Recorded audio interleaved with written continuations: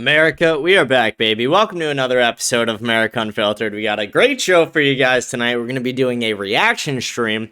We'll do our comments at the end of the show, as usual. It's a little bit later of a show. I know, guys, sorry. I had some family in town, so I wanted to spend time with them. But we're back, and I was going to do the normal show tonight, but because it's so late, and because Nick is having his first day back, on his generational break after the generational run, we will just be tuning into his stream tonight. We'll be doing a live reaction to Nick's show. So I want to remind everyone to like, smash the follow button, leave a comment, let me know what you think about the show today. We'll read all the comments at the end of the show, rate the show 5 stars. Remember to follow me on Instagram, follow me on X, join our Telegram channel by scanning the code up in the corner. We just got the Credo notification from Nick, so should be on any moment. We'll talk for a few minutes until it comes on, and we'll bring you guys over to the big screen, and we will go right with the show. But I'm excited. I mean, Nick has what's the last day Nick streamed? A couple days or after Christmas or so? I think so, something like that. So it's been a long 2 weeks for a lot of people. Very excited to see what Nick has to say about Venezuela. Very excited what he has to say about all the things going on. I mean, there's the Iran war that's about to happen, Venezuela, there was the ICE shooting, so a lot of different topics that he will be covering this week, most likely. We've been covering a lot of them on this show. Hope you guys have enjoyed that so far. But I'm very excited to see what Nick has to say, where we agree, where we disagree. But I think for the most part, we're going to be on the same page with a lot of the things that I discussed. Most of the things I say just come from a America First perspective, so I feel like we'll be pretty aligned on this one. But I'm very excited. I hope you guys are too. It's going to be a great show. Let's see, what else has happened over the weekend? I mean, there hasn't been a crazy amount. On Friday night, there was some riots in Minnesota, and they were going hotel to hotel trying to dox and hurt these ICE agents, which is incredible. Incredible that the administration refuses to do anything about it. It's incredible that they're able to get away with it and that they feel justified in doing it. And I don't use incredible in a positive way in that way. I just mean, like, they're incredibly fucking stupid. These people are absolute retards. And I just can't imagine the right being able to get away with that. I can't imagine people on the right, like, going, hotel to hotel, trying to dox and possibly hurt federal agents, and them just allowing us to get away with it. And I don't think we'd ever even do that, but the fact that they're able to get away with this consistently is extremely sad. But that's the country we live in. We live in a country that favors the left, that does whatever the fuck the left wants. It panders to them consistently, and we're kind of sick and tired of it. We're moving to an America First country. Slowly but surely, it is happening. By hell or high water, we will take this country back, and I'm here for it. I'm excited for it. I want to be a part of it. Does look like it's going to start soon. I'm fucking amped for this. I got it. I'm waiting here. I'm waiting till it says the starting soon text, and then I'm going to pop it right up on the big screen for everybody. We'll get the volume, and to be honest, I'll shut the fuck up for the show. I don't want to interrupt. I'm going to be watching it live with you guys, so I haven't seen this yet, obviously, either. It hasn't even premiered yet, but I think it's going to be a good one. I think the generational run is far from over. 2025 is about setting everything up. 2026 is where we take shit over. And I don't know if anyone saw, but Donald Trump refused to disavow Nick Fuentes the other day. He was asked about him, and he was like, Nick Fuentes, I don't even know who that is. They're like, you had dinner with him. And he's like, oh, yeah, I guess. But I don't even, he's like, no, I'm not going to disavow him. I don't even know him. It's crazy. So the politicians, and Donald Trump, who definitely knows who Nick is. I mean, he had fucking dinner with them at Mar-a-Lago. They're refusing to disavow Nick. They're scared of what would happen if they disavowed the Groypers, because they know that the Joe Kent effect is real, that Nick Fuentes has the power to flip an election at this point. And even what Webben said, he said that Nick will either be president one day or a kingmaker, that he will have the ability to make anyone into a president, that he will have the ability to push anyone into leadership because his voter base and his endorsement will be that powerful.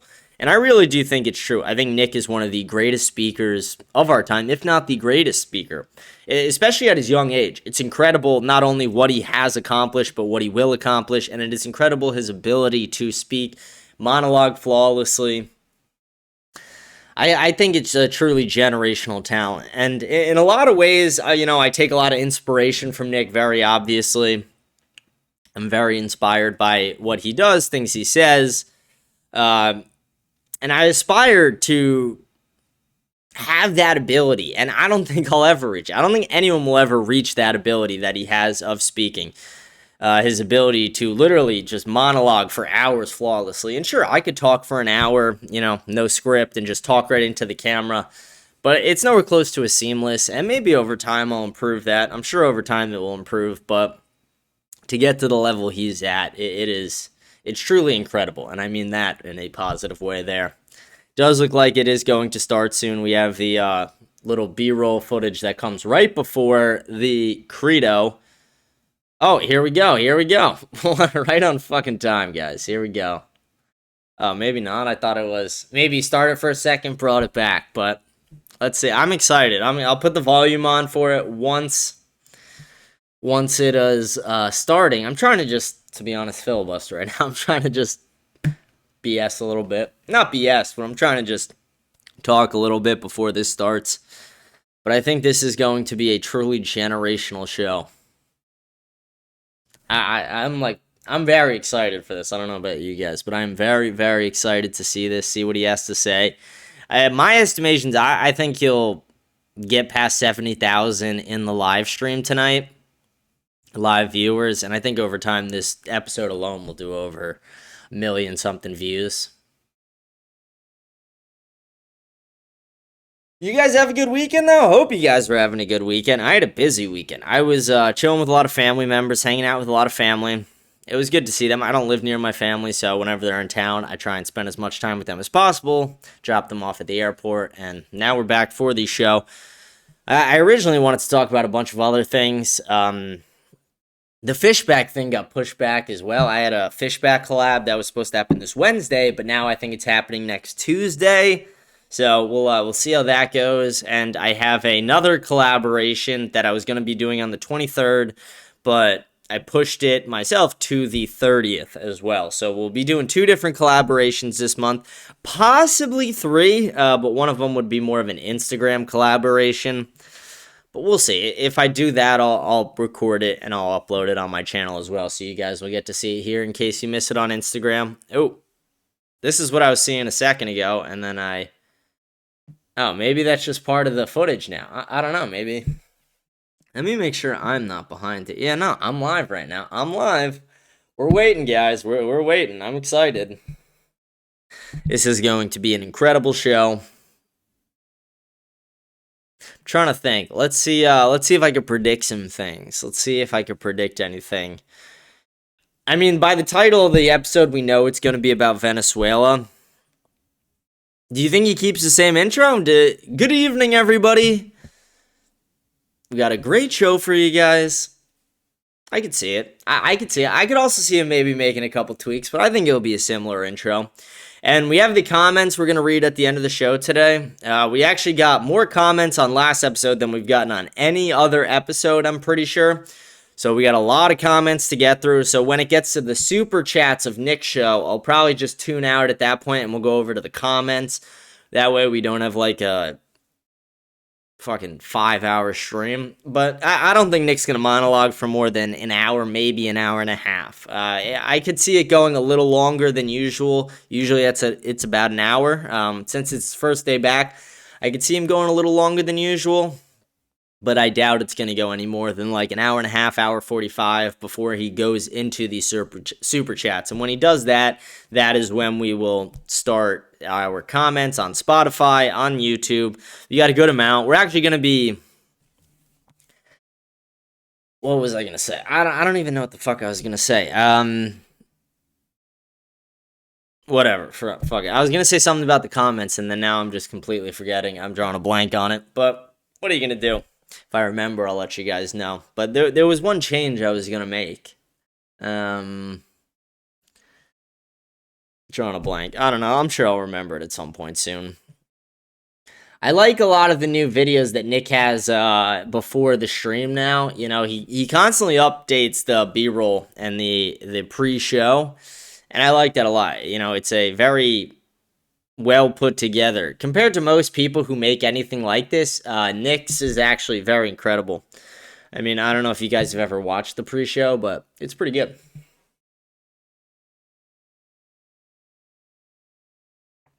Sad fucking weekend for football too. I know I have a lot of here we go. But Eagles lost. Fucking sad weekend. But here we go. Here we go. That's the Credo signal. Let me get my headphones in. Let's get the volume on here.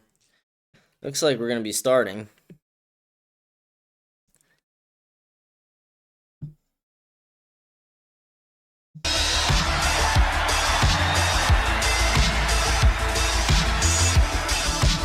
The audio out of one of my the respect that we deserve.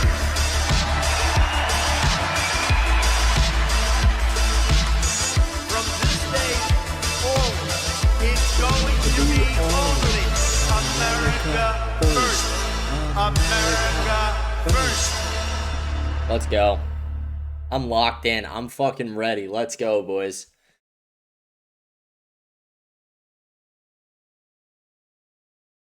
This could be 5 minutes or this could be 30 seconds. I don't know. It could go literally either way at this point for when it starts now. But we got here, guys. We are fucking back. Oh, what a fucking day. Let's get a fucking zin in. Now we're really ready to rock. Good evening, everybody. You're watching America First. My name is Nicholas J. Fuentes. We got a great show for you tonight. Very excited to be back here with you tonight on Monday, our first show of 2026. We have a lot to talk about tonight, lots to get into. Big show. It's been a minute. It's been a couple of weeks. This might be the longest break I've taken from the show. Well, I think it was actually last year. After that guy tried to kill me, I think I dipped out for a few weeks. So this is the second longest time. A well-earned generational vacation after a generational run, a generational nap. Although, honestly, I got to tell you, it's hard for me to relax. I cannot relax at all. So, I don't know how much good it did me, but we're back. And we got a big show. And our featured story, here's how it's going to work. So much has happened in the past 2 weeks that we have to spread it out a little bit. So we're going to get to everything this week. We're going to get to Iran. We're going to get to the ICE protests and killing, the Somali fraud. We're going to get to Greenland. We're going to get to, it looks like Trump is rebooting the administration a little bit. I think he senses that he's becoming very unpopular. Seems like a flurry of executive orders. We'll get to that too. We're going to get to everything. But we're going to space it out a little bit because I know I've been away for a while. And so tonight, our featured story, we're going to talk all about Venezuela, and I'm going to give you the comprehensive breakdown on what took place and the significance of it, the winners and losers. I'll give you my opinion about it. I think you know at this point, I've been very vocal and opinionated about it. And it's also something that we talked about throughout mostly the latter half of 2025.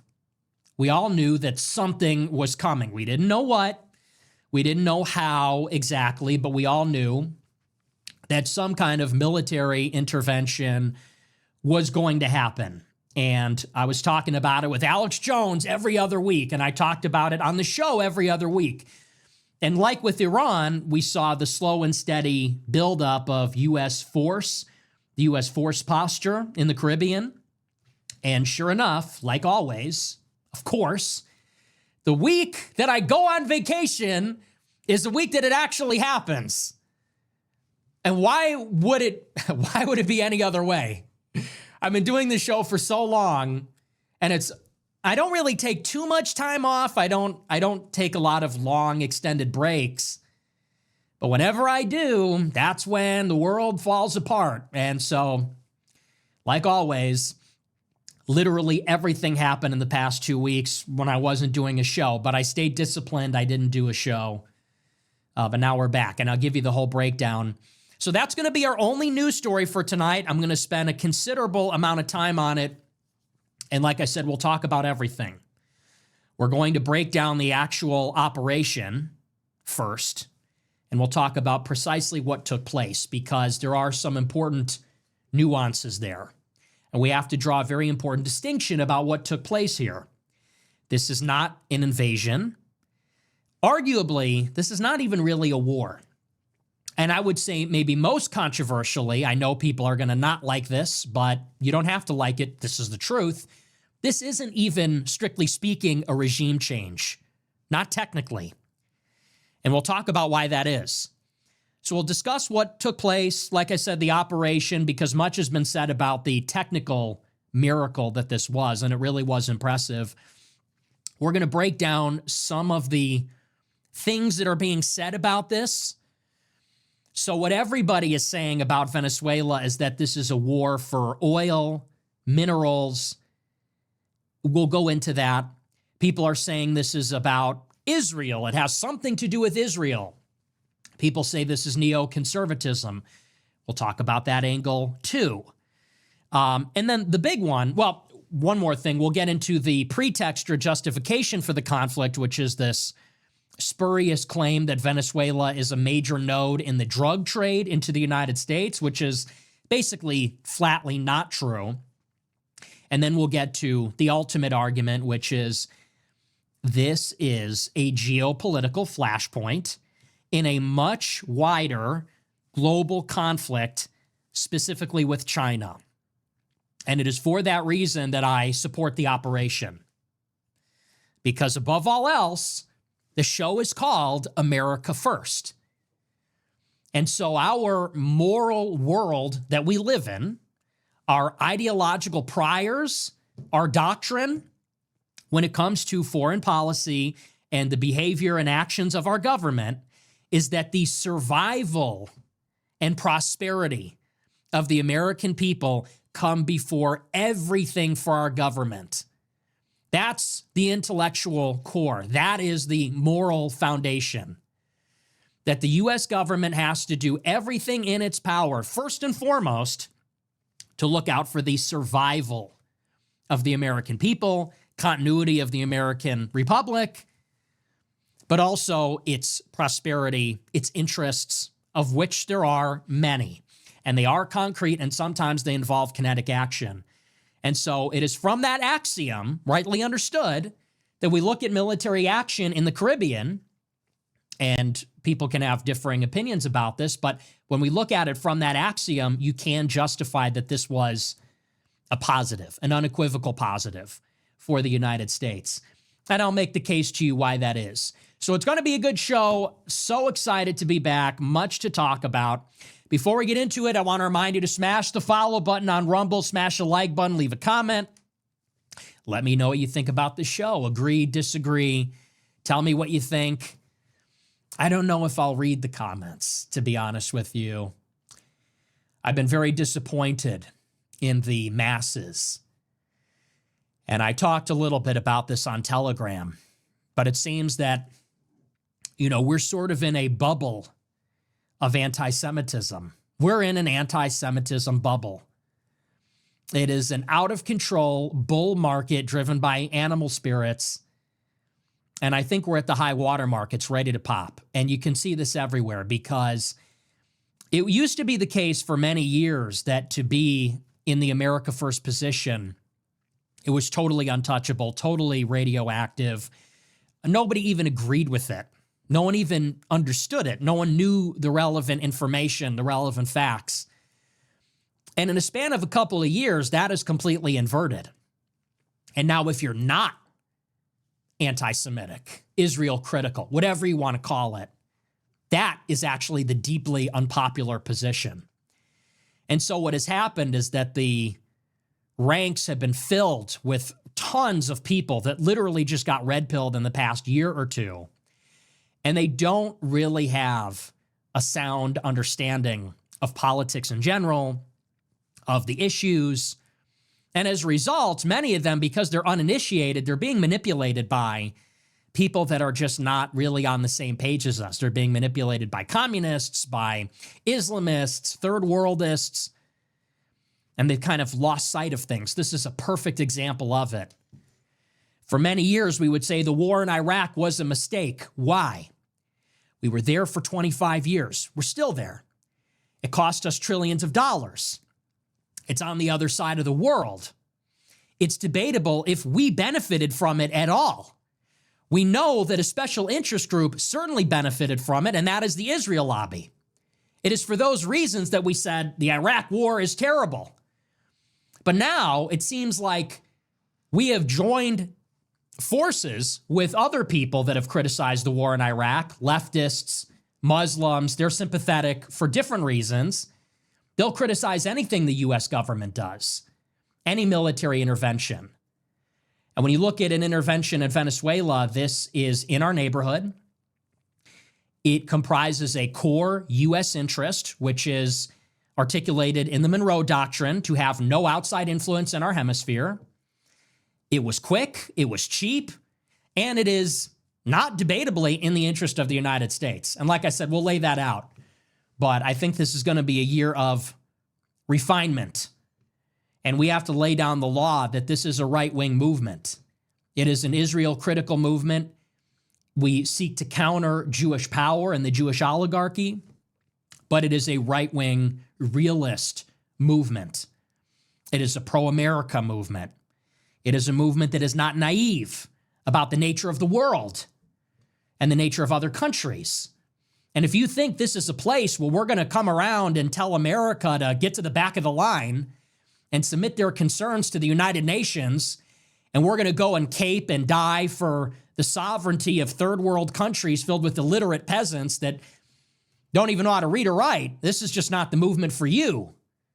Communists, liberals, leftists, that's down the hall to the left. If you're some kind of America hater from some third world country, if you're from Europe, you hate American power, you're threatened by American power, this is not the movement for you. This is a movement for U.S. citizens. This is a movement for Americans. It's a movement for right-wing Americans that want America to have primacy over the entire planet, as much power, as much abundance, as many resources as possible. So if you're coming around with this nonsense about, they stole the oil, that's not moral. They intervened in another country, you violated their sovereignty. I don't give a shit. I don't care at all. We do it all the time, and we've done it for centuries. Let's go. It's called Manifest Destiny. It's called the Mexican-American War, the Spanish-American War, the Bay of Pigs. We do it all the time. This is our world, and at the minimum, this is our half. This is our half of the world for us to have uncontested, undisputed dominance, military, commercial, naval, every way, shape, and form. And we will take what we are entitled to. Let's go. We will take what makes us safer, richer, more prosperous. We will take what we want. Nobody can stop us, and we'll do it again, and I hope we do. And I hope we do it in Greenland, and I hope we do it in Panama, and I hope we do it in Cuba. I hope we do it everywhere where it makes sense for us. You got a problem with that? I don't know. Go back to fucking Pakistan. Go back to some other country and complain about it on the internet. Invented by America. So anyway, I don't know if I want to hear the comments. Botted the dislikes on Telegram award. Pakistanis botted the dislikes on Telegram. It means nothing. We could kidnap your leader too. If it was necessary. Anyway, so, okay, we're already getting started. Well, look, I've been waiting for this. I've been looking forward to this. So anyway, leave a comment. I might read it. I might not. I don't really want to hear some other opinions on this. I'm settled. But leave a comment if you want. Check out the merch store, Fuentes.store. We're running a sale. The show is back. 10% off the whole store. Amazing. Who has deals like this? We should change the name of the show to Deals First. Make great deals. Deals First, Fuentes.store, 10% off. We have the hat. We have all the t-shirts. I don't want to hold them up because I don't feel like it. We have the new Groyper Intelligence Agency hats. We have it all. We have great products. And it's going to be a 2026 is going to be a year of deals and great products. So check it out. Subscribe to the website at America First. I'm sorry, did I mess up the links? It's Fuentes.store for the merch. AmericaFirst.plus for the subscriptions. People that subscribed have been getting more content than ever. Find out how at AmericaFirst.plus. If you subscribe for $100 a month, you get access to an exclusive Telegram group chat that I am in. One group chat. And I am hanging out in there. And I'm talking to all of you. And I've been leaving voice messages, doing like a mini show every other day, even while I was on vacation, pacing around, leaving voice messages, yelling. So if you want the bonus content, AmericaFirst.plus, $100 a month club. What else? We have a few other topics, like I said, that we're going to get into. I know this situation in Iran seems to be boiling over in the past couple of days. And I'll give you a brief update on that. Haven't forgotten. But there have been massive protests in Iran, the biggest since 2023. Allegedly, there are hundreds, perhaps thousands of protesters dead, hundreds of Iranian Revolutionary Guard and Basij members dead. The United States is seriously talking about military intervention or some other kind of intervention, cyber, psychological. The Trump administration is convening a meeting on this tomorrow. They're telling all U.S. citizens in Iran to shelter in place. Major military assets have been moved into the region. And it looks like we could be going back for another round of strikes in Iran, as I predicted. But like I said, we're probably going to cover that tomorrow. So those are the updates. But it's good to be back. Yeah, like I said, I took a couple weeks off for my vacation. Pretty hard for me to unwind. I got to tell you, man, people just recognize me everywhere now. So it's hard for me to chill because everywhere I go, I get clocked. And people are coming up to me and people are paying for my food, which I really appreciate. I'm in like a restaurant by myself eating tacos and the waiter comes and says, those gentlemen over there paid for your dinner. I'm like, thank you so much. So it's hard for me to relax though, because I feel like I'm being watched all the time. And I'm so spun up about everything in the country. So like I said, I don't know how restful the vacation was, but this is the year of the lock-in. And I said this a couple weeks ago. This is the year of the non-negotiable lock-in. This is the year we are all ascending. I want all of you to be looks-maxing. Now, I don't endorse the use of drugs. I'm not doing any of that. But this is the year. I don't want to catch anybody not mewing. Lean is the law. This is the year that we are all ascending. Okay, we're doing what we need to do to increase our looks, our money, our power. That's my call to action. All the high schoolers, college students, this is the year of the lock-in. We have to become superhuman. You look at these degenerate left-wing pieces of shit protesting ICE. They went to the gym today. Did you? Or maybe one can hold you down, two can rape you. Most of them probably did not. Like that woman that got shot was not at the gym, but some of them certainly are. Okay, they're doing tactical training. They're going to the gym. They're doing what is required of them. Did you? One of these left-wing shitheads went to the gym. There's got to be one of them somewhere out there. Did you? That's the question. So I'm going to need everybody. I'm going to need every white-ass nigga going hard as fuck. Every groiper, every right-wing death squad member, every soldier. We got to really get serious. Look your best. Get physically fit. Hit the books. Get your money up, player. Don't ask me how. You figure it out, okay? Use your networks. This is the year we're all ascending. We have to take things into our own hands. So with that, that's my little 2026 inspirational message.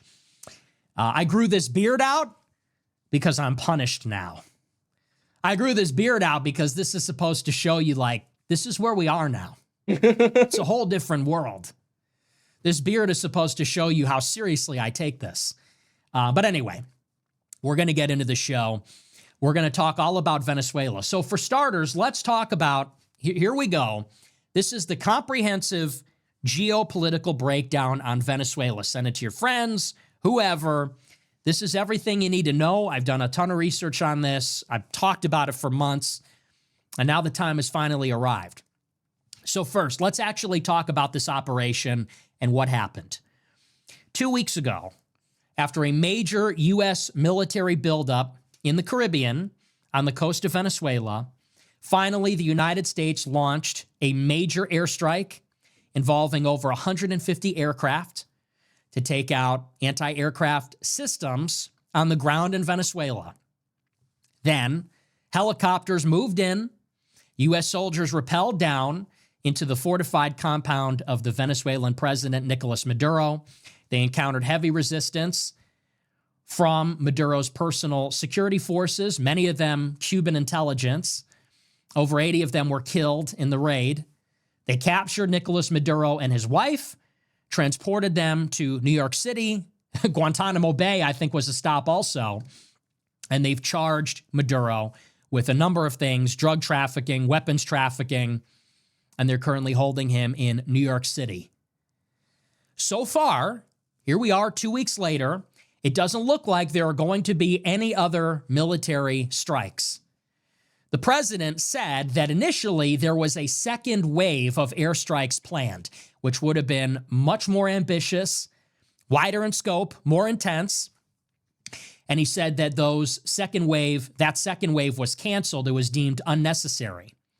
That being said, President Trump announced the morning following the raid that the United States will administer the government of Venezuela directly. And it seems since that announcement, it has been revealed that it will be administered through negotiations with Maduro's second in command, his vice president. And if this vice president, now the newly appointed president, does not accede to the United States demands, then we will go in with further military action. That's where things stand right now. And this is a story from the New York Times about the raid. I'll read it to you.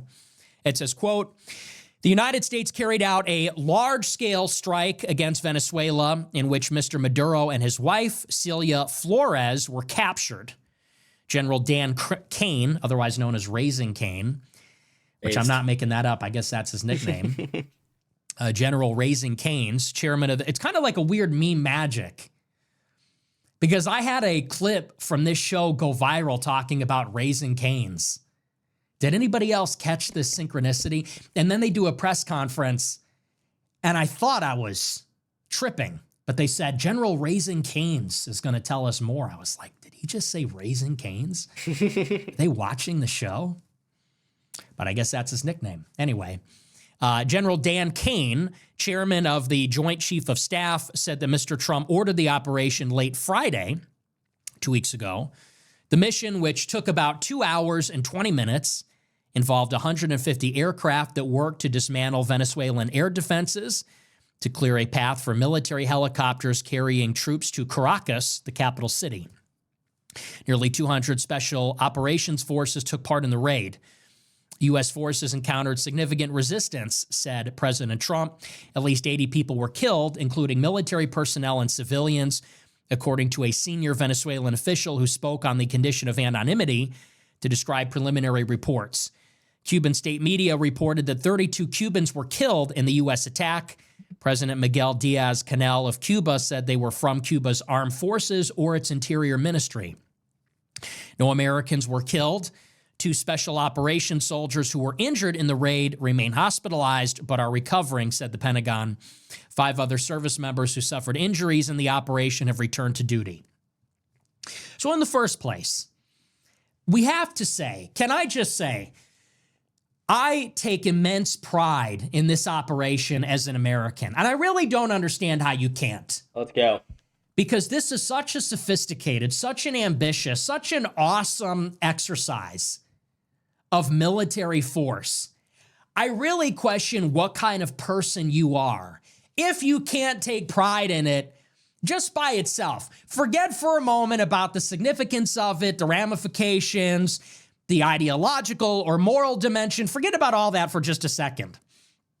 My first reaction when I saw this, because I woke up in the morning a few hours after it took place, I felt pride as an American, because no other country can do this. This is a level of joint operations combining Navy, Air Force, Special Forces. No other country on earth can do anything like this. It's awesome. We parked an aircraft carrier, 20,000 troops off the coast for 6 months. We lit up their boats, lit up their territory, and then like lightning, we went in 2 hours. Air defenses turned off. Internet, literally the lights, the electrical grid turned off. 150 aircraft flying constantly from aircraft carriers to shut down all the radar, drown out all the sound. We go in, we catch him. We literally pulled him out of his bed in his pajamas like a fucking bitch. Do you know how oralist that is? How do you not love that as an American? Because, look, I get some of the arguments against this. You say this is American empire. People say this is unnecessary. This is warmongering, this, that, or the other. At the end of the day, this is a criminal regime. They're literally socialists. People are saying this is a Catholic country. Okay, nominally. But it's a socialist country. It's built on this people's revolution.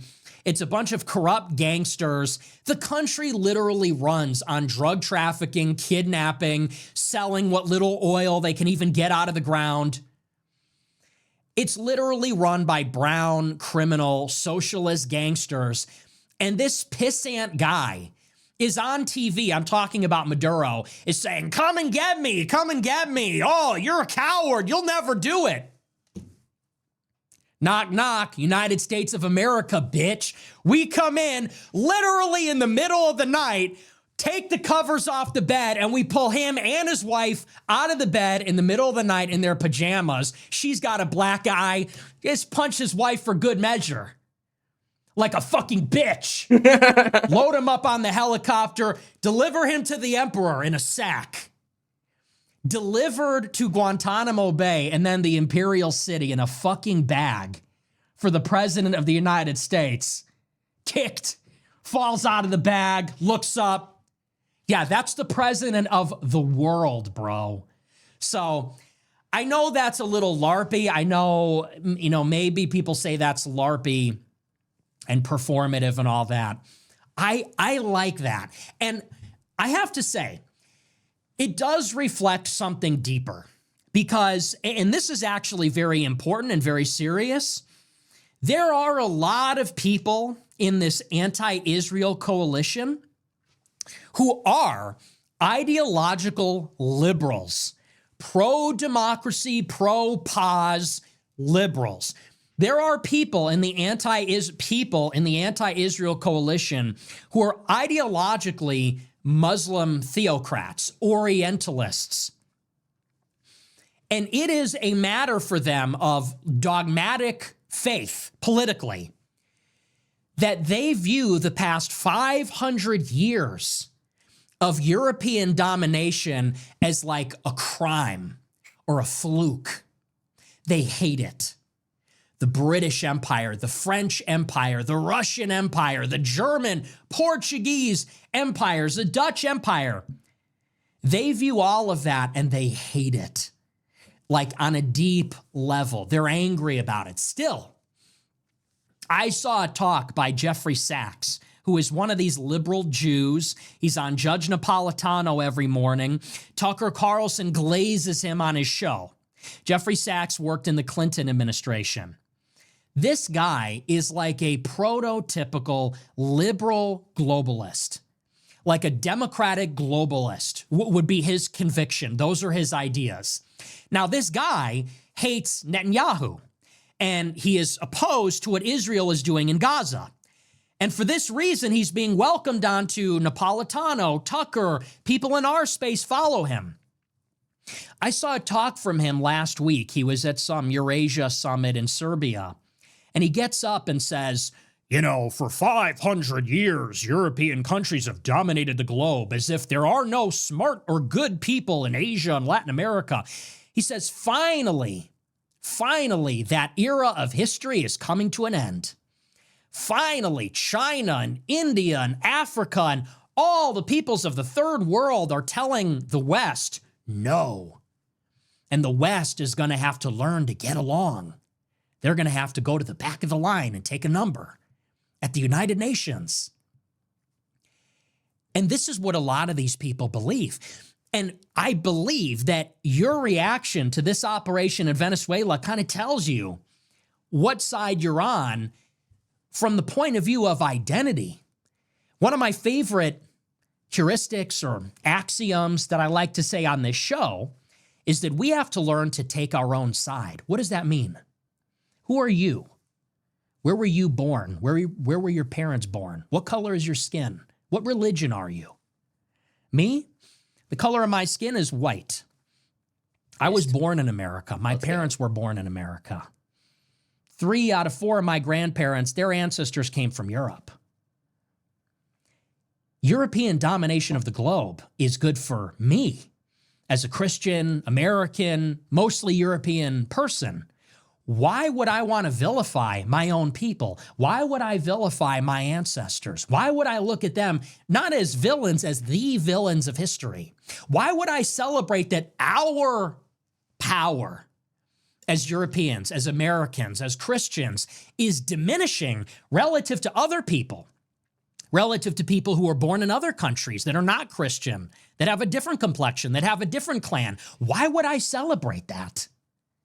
Look at the people that carried out the Delta Force operation in Venezuela. They're all white. Okay? And so there are a lot of these types out there, ideological liberals, socialists, Islamists, and they love to see Western countries, European countries, America, they love to see these countries lose. And they put flags of foreign brown countries in their bio: Burkina Faso, Palestine, Iran, Venezuela. Now, don't get me wrong. I don't want America to make an empire for Israel in the Middle East.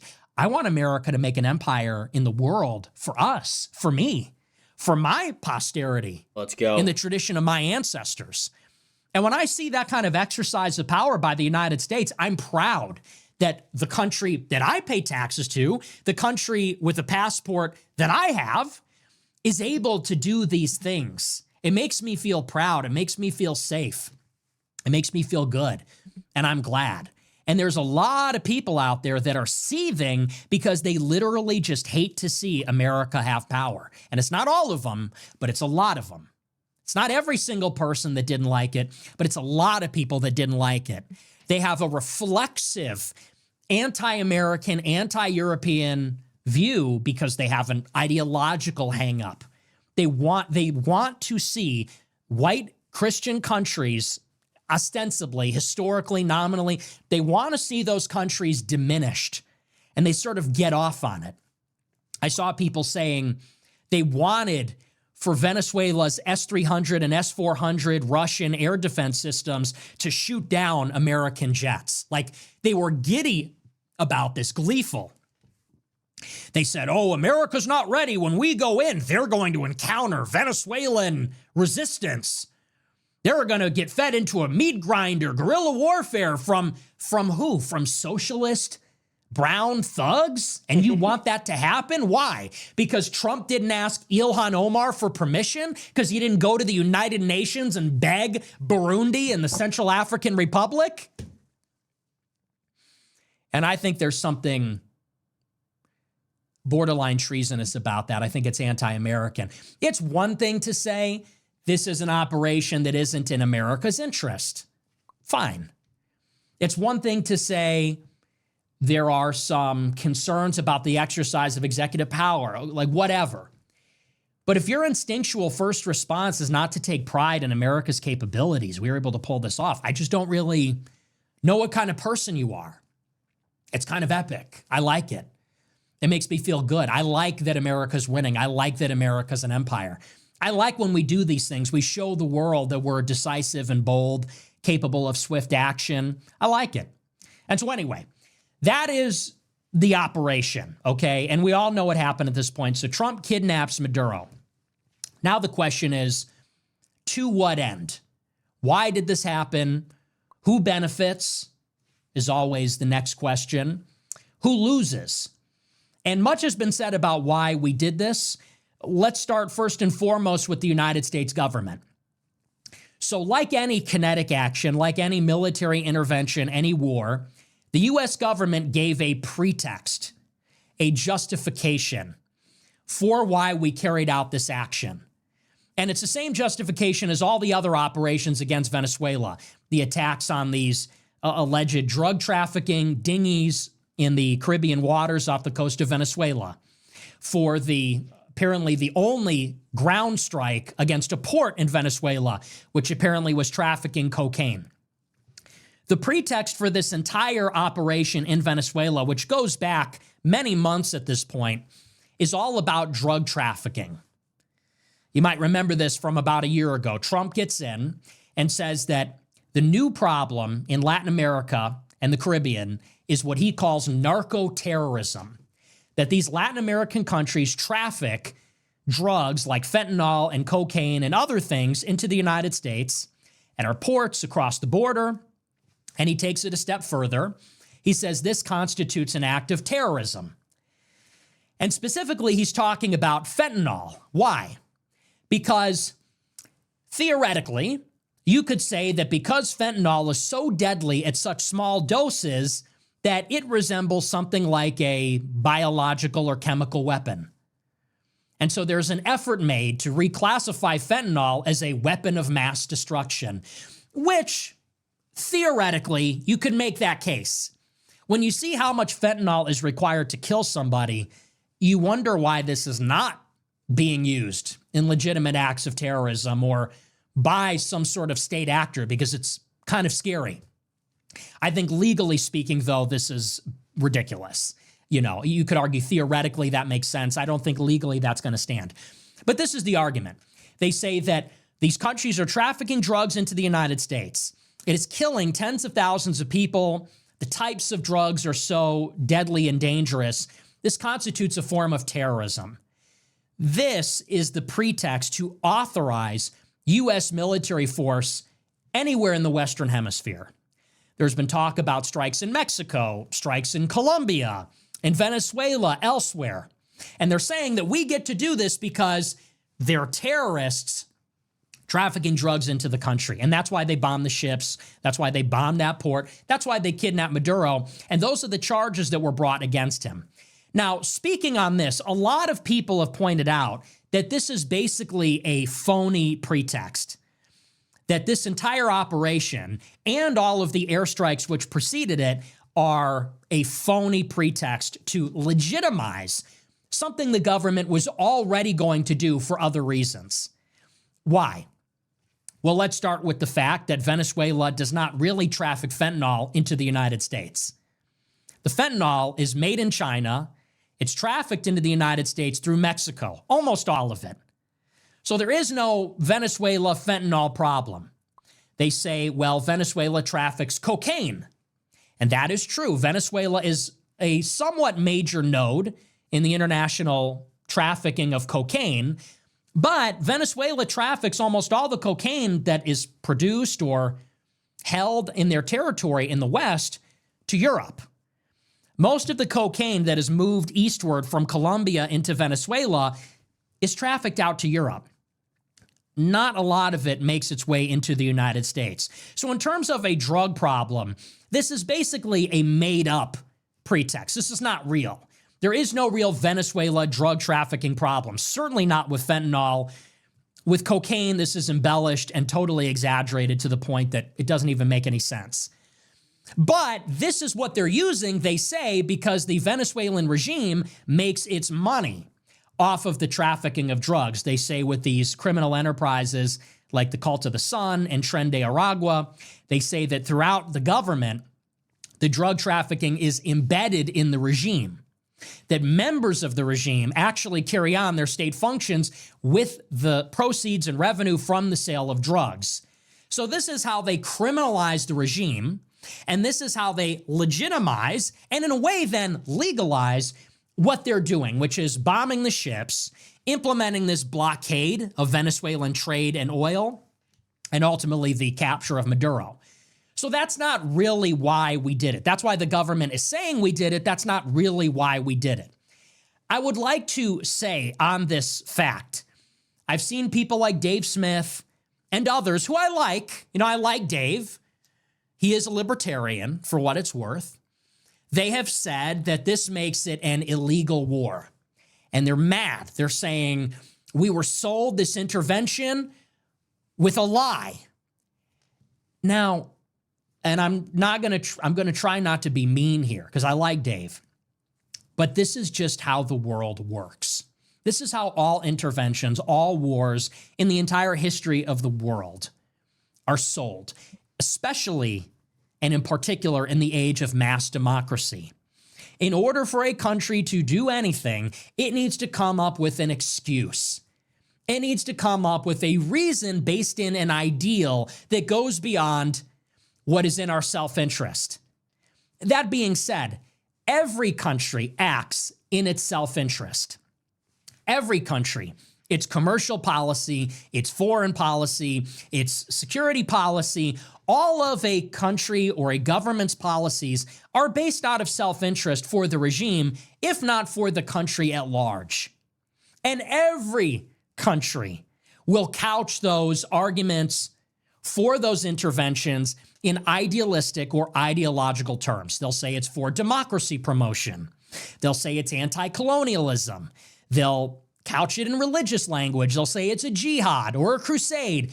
This is always how the world has worked. So this does not make it unlike any other intervention in history. And so, therefore, we have to judge it based on the only reasonable standard, which is it in our interest or not? The government is going to say anything about it. They will come up with any excuse, any pretext, and that doesn't make any sense, and it doesn't even need to. It needs to be convenient for the purpose of having the government carry it out and getting the public to acquiesce to the policy, or the world for that matter, to acquiesce to the policy. It needs to be passable. So if the fundamental axiom is a state is going to do something that is in its best interest, and if this pretext about drug trafficking is not real, it raises a question, what is the real reason then? The real reason, not the pretext, that we went into Venezuela. What was the national interest that was served in carrying out the operation? And there's a ton of speculation about this. And I want to start first and foremost with this argument about oil. This is what everybody focuses on.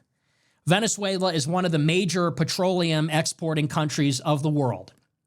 Founding member of OPEC, the oil and petroleum exporting cartel. Venezuela is a petrostate. So most of their government revenue is funded by the sale of oil. They sell most of their oil to China, which is a U.S. adversary. And so with all of this escalation and with the force posture assembled in the Caribbean, everybody thinks, of course, the reason we have kidnapped Maduro, and based on some of what the president has said also, the national interest that was served here is taking control of that oil supply. And let's talk a little bit about the oil. It is important to acknowledge that Venezuela is not one of the biggest oil producers in the world in terms of how much oil they produce every single day. Venezuela is actually underperforming. They produce about 800,000 to 1 million barrels of oil per day. For context, there's about 105 million barrels of oil produced in the world every day.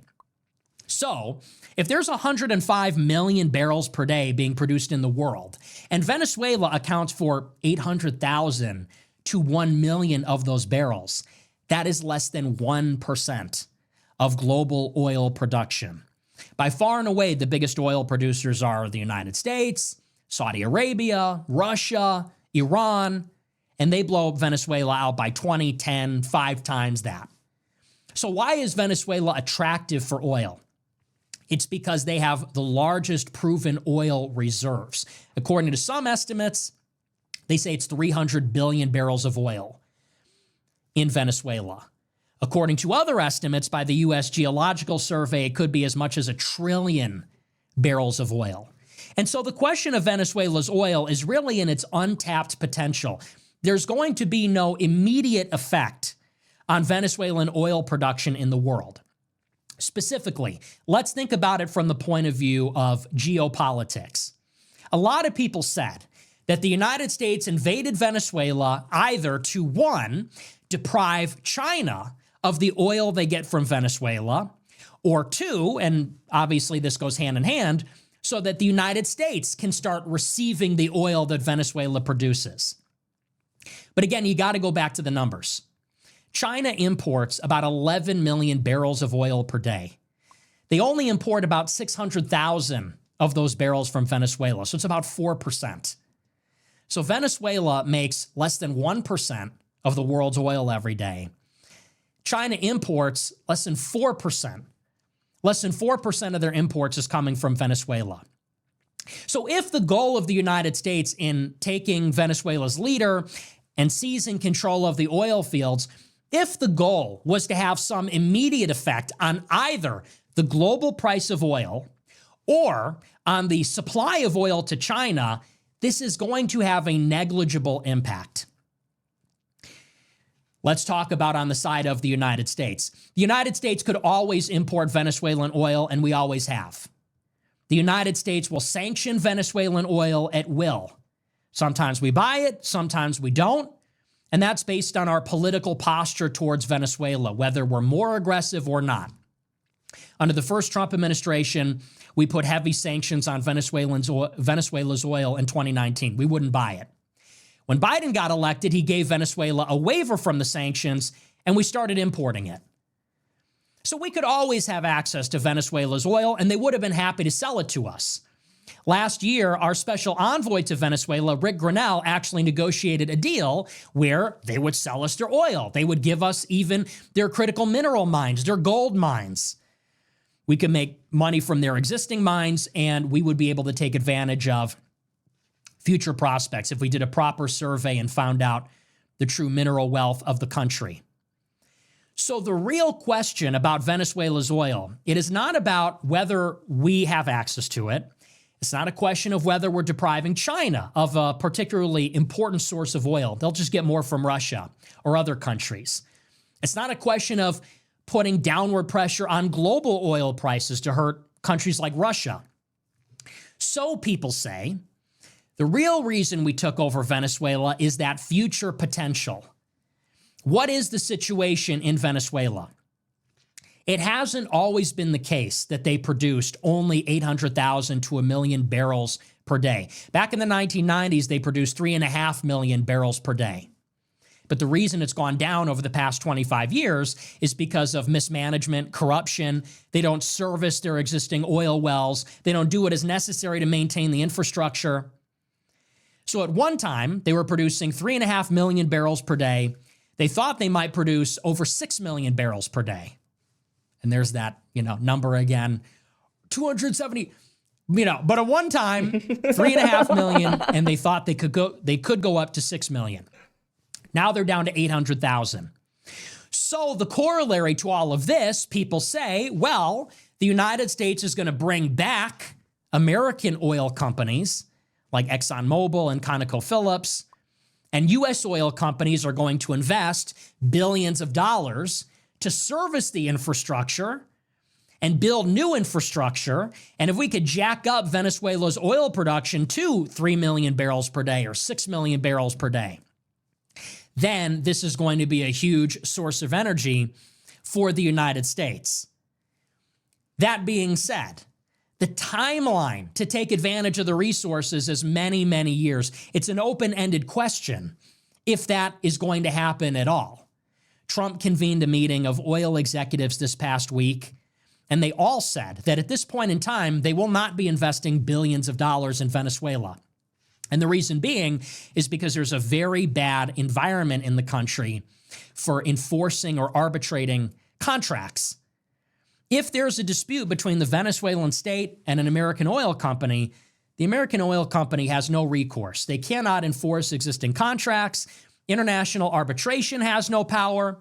And so what has happened a couple of times in the past few decades is the Venezuelan state will expropriate the assets of American oil companies without reimbursing them. And so these oil companies are not about to go in with their personnel, who they're putting at risk in terms of their safety and security, and they're not going to pour billions of dollars in if there's no guarantee that in the next administration or in 10 years, they're going to be able to see a return on investment. And that would be guaranteed by robust contract enforcement, international arbitration. There would actually have to be policy changes. None of that is guaranteed. It might be worked out in the future. Even if you're able to create an environment where contracts can be enforced, where there's international arbitration, the timeline to service or increase the infrastructure in Venezuela is years. And so there have been estimates done on this. There is one American oil company in Venezuela, Chevron. If this company gets some kind of investment, maybe they get a short-term guarantee, they say that on the early end, you're talking about in a year, 2 years, maybe Venezuela gets up to 1.5 million barrels per day. So we go up by 50%. You get up another 500,000 barrels per day, 500 to 700,000 barrels per day, depending on the estimate for how much they make now. And again, this is not a significant amount of oil production to affect the global price of oil. It's not a significant amount of oil for the United States. The only relevant strategic factor with the oil, there's two things. It's about what kind of oil Venezuela's making and where the oil's going, not with regard to China. So first and foremost, the kind of oil in Venezuela is what they call heavy sour crude oil compared to light or sweet crude oil. That talks about the chemistry of oil. Heavy and light refers to how viscous and thick it is. Sweet and sour refers to how much sulfur is in the oil. Why does this matter?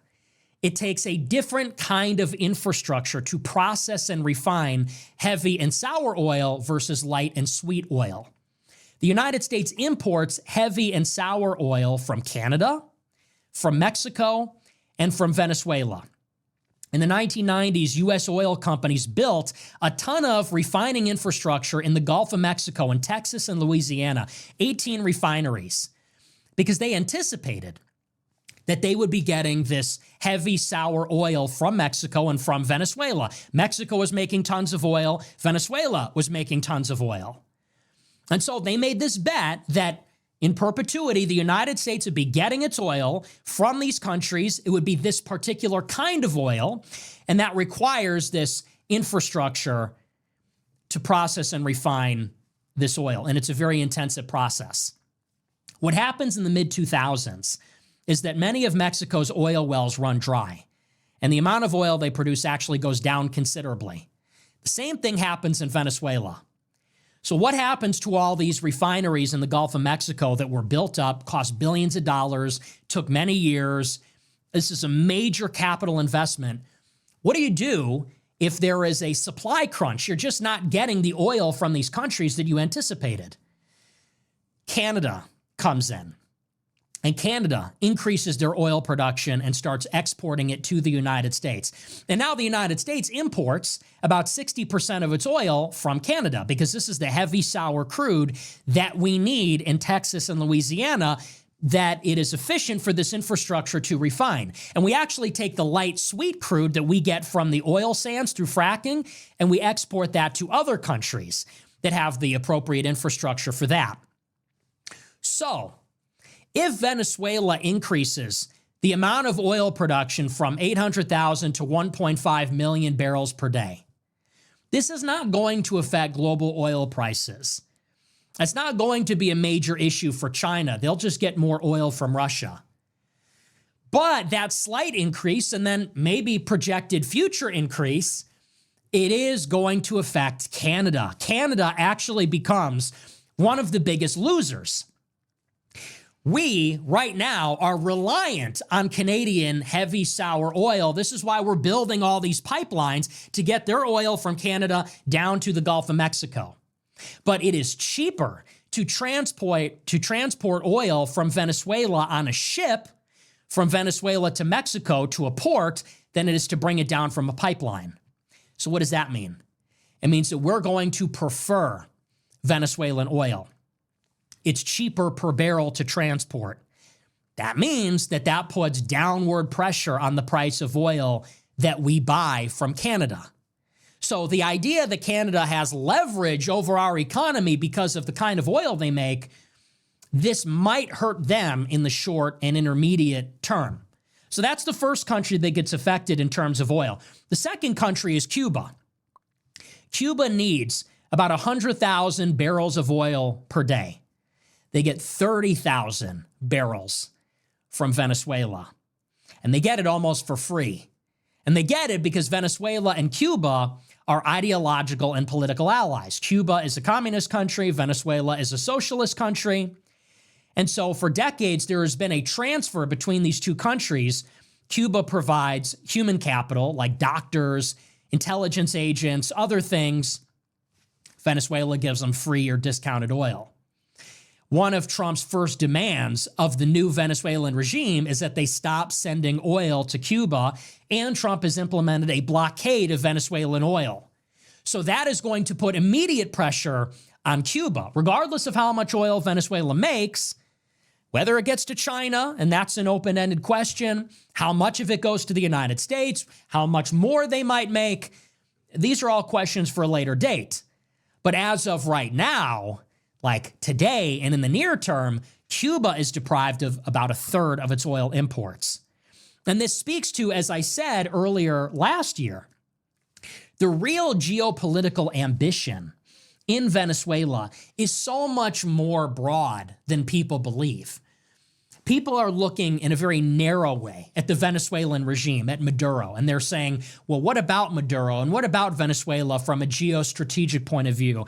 And what about their oil production? And they're looking at it strictly, only narrowly at this one country. But this is ignoring that the Trump administration has a much more ambitious endgame in the Caribbean and in the Western Hemisphere at large. Talk about the Western Hemisphere a little bit later, but in the first place, you have one of the most powerful secretaries of state in the modern American era right now with Marco Rubio. Marco Rubio is the Secretary of State, and as of spring 2025, he is also the National Security Advisor and leads the National Security Council. Mike Waltz from Florida was appointed to that position. He was dismissed. Rubio was appointed as an acting national security advisor and replaced him. So Rubio is a very powerful Secretary of State. As some of you might know, Marco Rubio is from the state of Florida. He is a Cuban American. His parents are Cuban refugees. Technically, they fled the U.S.-backed government of Cuba, not the communists, which is kind of funny. Nevertheless, he's a Cuban refugee. He has very strong feelings about the Cuban regime. And you can imagine that it is his personal ambition that the Cuban regime gets overthrown. And so attacking Venezuela was never just about Venezuela. It was also always about Cuba and Nicaragua. It was about Venezuela's socialist allies in the Caribbean and in Central America that are dependent on Venezuela's oil. And so this is like a reverse domino theory. If you take down Venezuela, then you can carry that over to Cuba for a variety of reasons. One, because there's pressure from energy. Two, there's a ripple effect of kidnapping the leader. And the ripple effect is that an adversary like Cuba is going to look at this and wonder, is our president next? But also allies like Mexico are going to say the same thing. Do we want an increased U.S. presence in our country? And what this produces is cooperation. Unlike oil, this is intangible. You can quantify oil. You cannot specifically quantify cooperation. What Trump did in Venezuela was send a message that it would be better for Mexico to cooperate with the White House than not. And so Cuba's other major partner in the oil trade is Mexico. There's more pressure on Cuba rallying our allies against our adversaries. But also in Havana, the Cuban leadership is wondering if they're going to get airstrikes in their country, if they're going to get black bagged in the middle of the night. And there's the pressure coming from Venezuela and Mexico not sending their oil. So this is the ambitious agenda. This is actually the true oil politics in this theater of conflict. It has nothing to do in terms of oil with China, or less to do with that. It has less to do with America getting the oil, unless you're talking about a longer-term investment, which is somewhat unreliable. The immediate effects are going to be felt by Canada, and they're going to be felt by Cuba. So that's oil. Now, some has been said about critical minerals and gold. I would say that is a non-factor. Venezuela's mineral wealth is unexploited. There's no infrastructure. There's no investment. The preliminary stages have not even been conducted. It's questionable whether there are significant reserves of minerals and what the quality of the minerals are.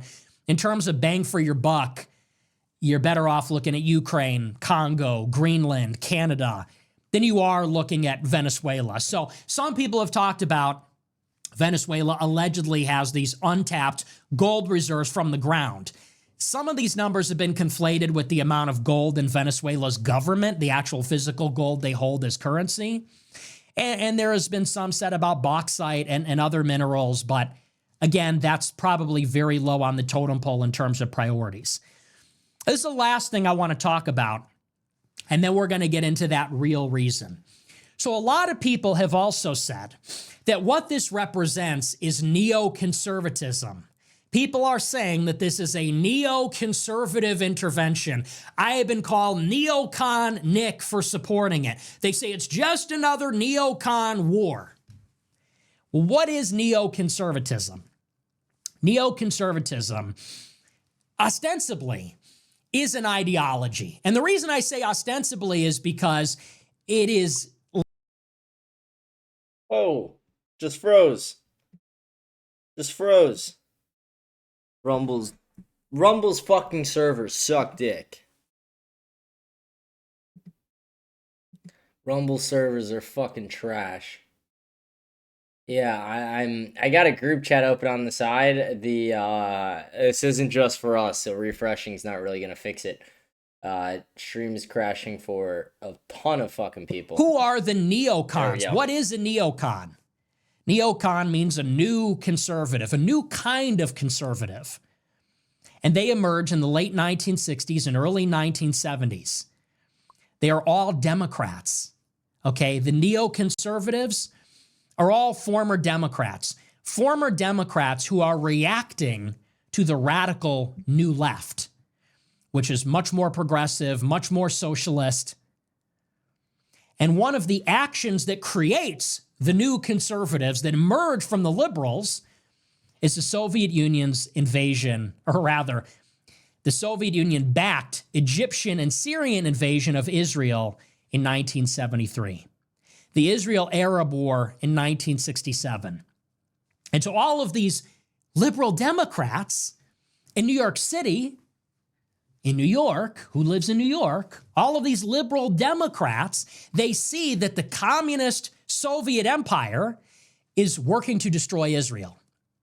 And they're working to destroy Israel politically and militarily. Politically by putting forth resolutions in the Security Council and the General Assembly calling Israel a racist country and Zionism racist, but also because they're backing Israel's enemies, which could theoretically destroy Israel and almost did on a few occasions.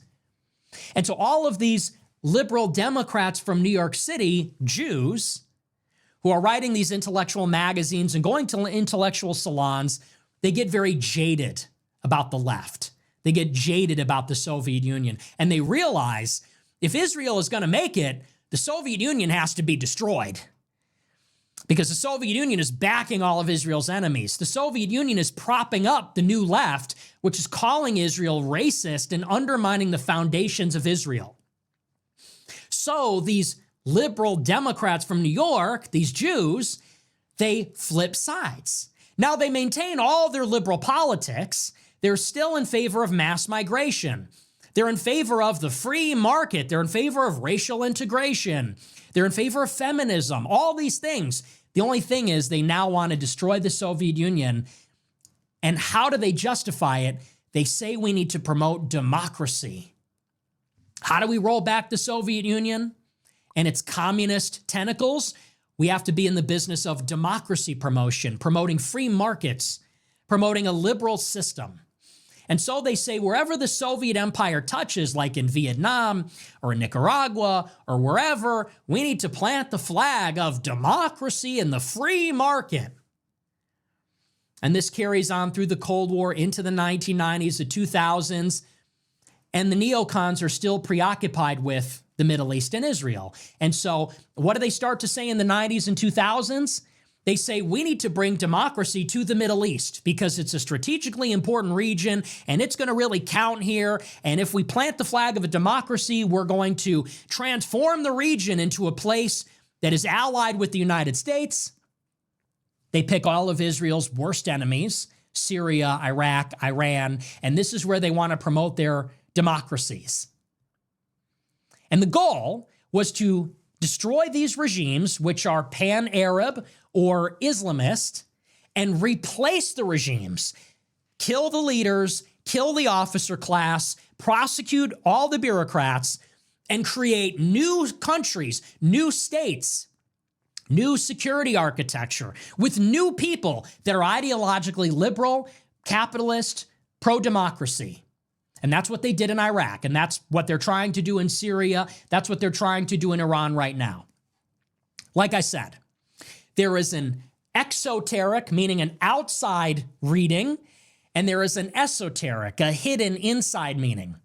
The outside meaning of neoconservatism is that the American flag represents democracy, freedom, free markets, liberalism, and we need to turn the world into a democracy to make it safe for America and safe for diversity and liberalism and religious pluralism. And that is what they tell people, and that is how they get white people to support this. The deeper meaning, of course, is that this is a farce. This is a pretext, just like drugs in Venezuela. It's not really about democracy promotion. We work with Saudi Arabia. The neocons work with Saudi Arabia, which is an Islamic theocracy. The neocons work with the current regime in Syria, which is run by Al-Qaeda, and it is going to be an Islamist state. It's like the Taliban. So they don't really mean that, and they don't really care about democracy or free markets or liberalism. The real reason they're saying this is to justify U.S. interventions that are important to Israel. And those are the ones that we've been fighting near Israel's borders for 25, 30 years. Iraq, most notably, but also all the other theaters you now know about. So, question, is Venezuela a neoconservative intervention? Well, let's talk about it. So what did we do in Venezuela? Did we, strictly speaking, pursue a regime change policy in Venezuela? Did we change the regime? Some people might say the obvious answer is yes. I think I saw Michael Tracy and Glenn Greenwald. They said, no one can argue that Trump isn't in favor of regime change. But did we change the regime? What is a regime? What is the regime in Venezuela? The regime in Venezuela is called Chavista. That's the style and the form of the regime that was brought to power by Hugo Chavez when he was elected in 98 and with the Bolivarian Revolution in Venezuela. It's a socialist, gangsterish, cult of personality based on redistribution, using their oil wealth to pay for social services. What else is the regime? It is not only the president, but it is their civilian leadership, and it is the military leadership. It is the security forces. It is, for example, the very powerful defense minister and interior minister. Now ask yourself, here we are 2 weeks later. Did the regime change? And it's sort of a trick question, because while Nicolas Maduro was kidnapped and removed from the country, the rest of the regime remains completely intact. It is totally still there. Maduro's vice president became the president. The interior minister remained. The defense minister remained. Every government minister remained. And the security services remained. The security services that are loyal to this Chavista government, this socialist government, they all remain too. We didn't go in and arrest everybody. We didn't do re-education. We didn't do a loyalty test. We didn't put on trial the whole leadership class or military leadership. One person was removed and the second in line moved up. And you could say, well, what difference does it make? They took the president. We did not do this in Iraq. We did not do this in Syria. We did not do this in Afghanistan. We did not do this in any of those countries. When the United States invaded Iraq, we didn't just take out Saddam Hussein and let his Ba'athist officers and loyalists pick up the pieces. We took out Saddam. We tried to eradicate and de-Ba'athify. That was the ruling one party in Iraq. We tried to de-Ba'athify the entire Why'd it just freeze? country and turn it into a democracy with elections. In other words, in terms of personnel, concretely, but also in terms of the character of the state, we tried to change the regime. Same in Afghanistan. Did we take out the leader of the Taliban and then let the Taliban keep running their theocracy? No, we tried to get women to vote there. We tried to... I'm fixing it right now. I don't know what's going on. Regime change. This is something approximating a decapitation strike, but only in the narrowest possible terms. And by the way, this is not just me saying this. This is not a theory. Some people might say, well, that's cope. You're desperate. You're just making excuses. The actual neoconservatives who are still around, they say exactly the same thing. Bret Stephens, the Jewish columnist at the New York Times, who trained Barry Weiss. He comes from the Jerusalem Post. He is one of the most well-known, prominent neoconservatives in American public life. This is what he had to say about it. He said, quote, "There are good reasons to celebrate the downfall of the tyrant Maduro, as so many Venezuelan exiles did when they heard the news Saturday morning. Not among those reasons, an America that seizes Venezuela's oil assets while keeping what is left of Maduro's odious regime in place. Whether failing to remove the regime is a possibly disastrous oversight or part of a yet-to-be-revealed plan, the administration will have to figure out how to get rid of it for good in favor of a legitimate, stable, democratically elected government. And it will have to offer Americans and the rest of the world an explanation for why it did so." So this is one of the leading neocons. Yes, he is a Jew. You don't have to check the early life. He comes from the Jerusalem Post. He was at the Murdoch-controlled Wall Street Journal. He is the mentor of Barry Weiss. He is a columnist at the New York Times, the paper of record of the United States.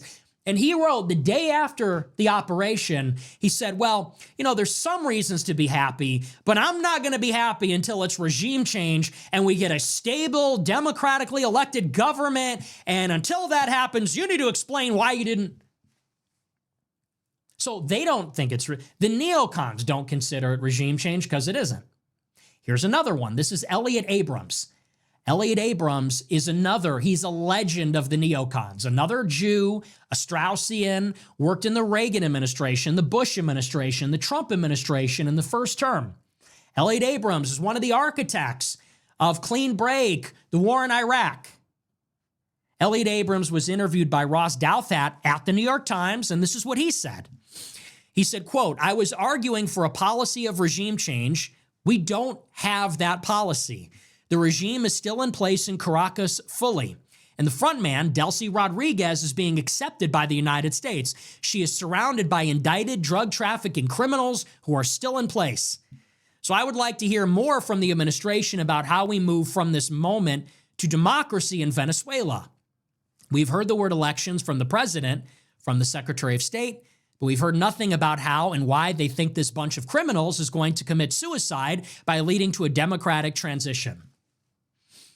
So these are two of the leading Jewish neocons in American public life, and they both say this is unsatisfactory, this is not a regime change, this is not what we asked for. And why? Because they plucked Maduro out, but the security forces, the rest of the regime is completely intact. Well, let's look at who took Maduro's spot. It's Maduro's vice president, Delcy Rodriguez. She's a Chavista. She's a socialist. The intelligence services are loyal to her. Do you know what she said about the operation to remove Maduro? This is what she said according to the Jewish Forward magazine. Venezuela's acting leader, in an address to the nation on Sunday, said there were Zionist undertones to the U.S. military's capture of Nicolas Maduro. Delcy Rodriguez, a vice president under Maduro, who is now the interim leader, has demanded the immediate release of Maduro and his wife since they were captured by U.S. forces on Saturday. Maduro and Flores were flown to New York City, where they are expected to appear in federal court on drug trafficking and other charges on Monday. She said, quote, "Governments around the world are simply shocked that the Bolivarian Republic of Venezuela is the victim and target of an attack of this nature, which undoubtedly has Zionist undertones." So why do you think Brett Stevens and Elliot Abrams are unhappy that it wasn't a complete regime change? I'll tell you why. This is like what played out in Argentina back in 2023. In 2023, you had a Peronist, socialist, left-wing candidate running for president of Argentina. He was going to put Argentina in BRICS. He was sympathetic to Palestine, among other things. The United States backed his challenger, Javier Milei. Milei is a U.S. loyalist. Among other things, he's aspirationally Jewish. He says he wants to be a Jew. He's pro-Israel. When he won the election, he visited Chabad Lubavitch headquarters in Brooklyn, New York. Then he visited Israel. He cried at the Wailing Wall. Argentina is one of the only countries now that votes with the United States with Israel in the United Nations. So why do you think that Elliot Abrams and Brett Stevens want a full democratic transition in Venezuela? Because they want Maria Corina Machado, who is the leader of the Venezuelan opposition, who is pro-Israel, just like Javier Milei. They want her to be the president. They want democracy. They want elections. They want the CIA and the National Endowment for Democracy to make her the president so that she can give everything to the CIA and start supporting Israel. But Trump said she's not up for the job. This is what Trump said about Maria Corina Machado. He said, quote, asked on Saturday if he thought Machado could run the country, Trump distanced himself from their most visible Democratic figure, saying it would be very tough for her. He said she's a nice woman, but she doesn't have the respect within the country. And so here is the tension. It's a subtle tension between a completely neoconservative foreign policy and you could say a Jacksonian, realist, pro-America foreign policy. What are the neoconservatives interested in? Again, exoterically, extrinsically, democracy promotion, nation building, regime change. That is in name what the neocons want. They want America to invade countries, kill all the strongmen dictators, and force a democratic transition, and the country is run by the CIA and the government's pro-Israel. And Israel can send the Jews there, and the Jews can infiltrate that country. That's what they want. Of course, esoterically, intrinsically, what the Jews want is to create more allies for Israel with a focus on the Middle East. They want the United States to destroy all these regimes. Specifically, they want the United States to cause so much destabilization, turmoil, chaos. They want to fracture these Middle Eastern countries so that they cannot come back together as a strong, coherent whole. They want us to not only destroy Iraq's government, but destabilize it so that Iraq is dismembered into three pieces. And without unification, they can never get a big military to challenge Israel. And they want America to invade all these countries and force a democratic transition so that Jewish election fixers and Mossad can penetrate those countries and secure their interests. Israeli firms, Jewish firms can come in and do their thing. What the United States is doing is subtly different, which under Trump. According to the National Defense Strategy, Trump said, our focus is not the Middle East. It's not even the Pacific. It's Latin America. Trump said, we have suffered from strategic neglect in the Western Hemisphere. We let it go. Now there are threats rising up in Central, South America, and the Caribbean. We need to address those things to create a hemispheric defense so that the entire hemisphere is defensible from foreign influence. And that doesn't necessarily entail democracy promotion.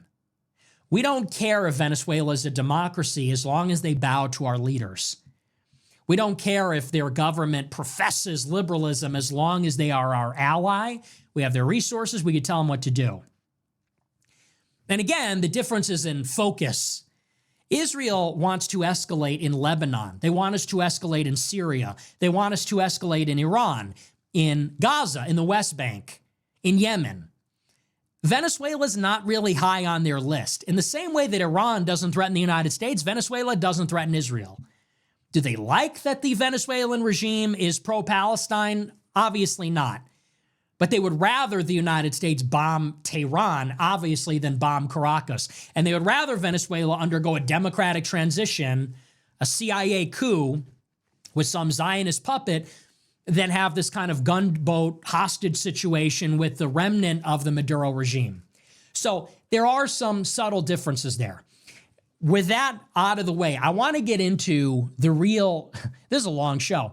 I want to get into the real justification for the U.S. intervention in Venezuela. And this gets back to that subtle difference.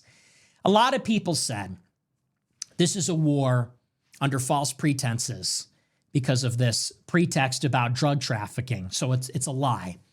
A lot of people said this is neoconservatism. And so this is another useless war, an illegal war. They said it's contrary to international law or even constitutional law. All these arguments were given. Here is my unwavering axiom and why I would justify the intervention in Venezuela. It starts with America first. Okay, that's the name of the show. So the show is not called non-intervention. The show is not called isolation. It's not called UN. It's not called nationalism for all nations. Fuck the other nations and fuck the UN. It's called America first. Cheers. Ideologically, I am a realist. What does that mean? It means the only imperative for any government, for any state, is to put its own people first. What is the only imperative of a U.S. government if we have a government?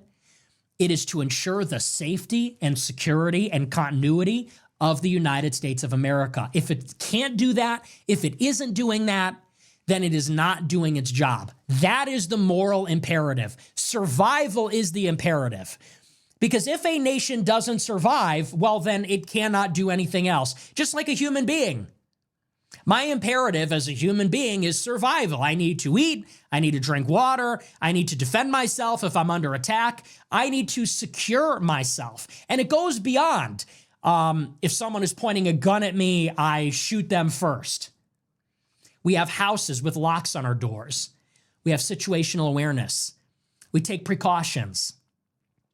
Because as long as there are other people that we share the world with, they threaten us by their very existence.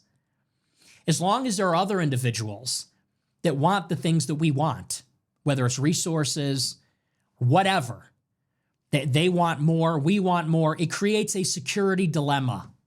As long as I am a man and there's another man and we go to embrace and shake hands, I'm worried he's got a rock behind his back. I'm worried that he's got a weapon behind his back. If another man has a weapon, I need a weapon. If I think he might have a weapon, he might be able to kill me. And if he can, he might, because he's thinking the same thing. And he thinks it might be safer to go and kill me first on the offhand chance that I'm plotting to kill him than to wait and take the chance. This is called a security dilemma. And so as long as there are governments, as long as there are states, they are in a ceaseless security dilemma. They're in a ceaseless calculation about how to secure their survival. And a nation is more complex than a person. A nation needs a lot of things. It needs an idea to keep all of the people together. A nation needs resources. For a complex modern economy, it needs energy, it needs food. It needs certain minerals. It needs a lot of things. And so what is involved in U.S. foreign policy and military policy is the first question, is this in favor of the continuity and survival of the American nation? And it gets to be quite convoluted. We are a great power. We exist on the world stage among other countries that would like to be world powers. They want to be world powers because they want to be optimally secure. They want to be in the position of advantage. They are working to secure resources, territory. Mossad's fucking going at this stream. They want to have freezing. that primacy, that comfort of knowing that if it came down to it, they could win a conflict. And so, like I said, it gets to be quite convoluted. A lot of people like to say, well, America's a republic. If we're not attacked, then we shouldn't go and fight anybody. Well, America has interests pursuant to its survival that go beyond whether we're directly attacked. You know, this is what happens at Pearl Harbor. Japan is worried that we have this powerful navy. We are watching these developments in Europe and Asia. They're worried that if they make some moves to secure oil, we might intervene. They launch a preemptive attack. We need to be making these chess calculations. We need to think 1, 2, 3, 4, 5 moves ahead. And we need to think about everything that a nation needs. Not just guns and ships, but everything that a nation might need. Pharmaceuticals, food, fertilizer. And we need to think about, in a hypothetical matchup, in a hypothetical war, how are we going to best be able to defend ourselves or launch a preemptive attack? And then we have to look at geography. This is the basis of geopolitics. So the show is called America First. I am a realist because, first and foremost, I believe our government should be looking out for Americans. If you have a U.S. passport, if you have U.S. citizenship, if you're a tax-paying American and you don't want to die, you want to secure resources and safety and all the things that a government can secure for its people. You want our country to be as powerful as possible. You want our country to look after our vital strategic interests.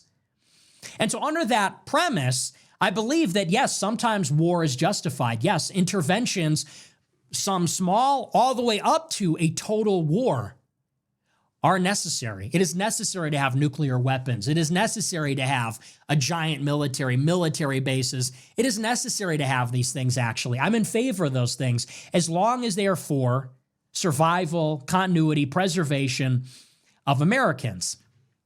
This has actually always been our doctrine, or at least it was from the very beginning.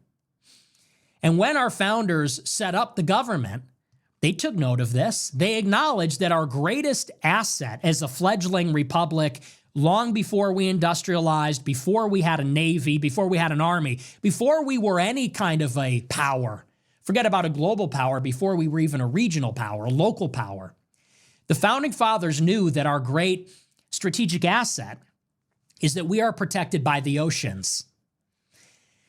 We don't have to concern ourselves with what is happening in Europe or Asia, Russia, the concert of powers in Europe, Napoleon, because they're never going to come all the way over here and invade us. And if they do, we have an advantage.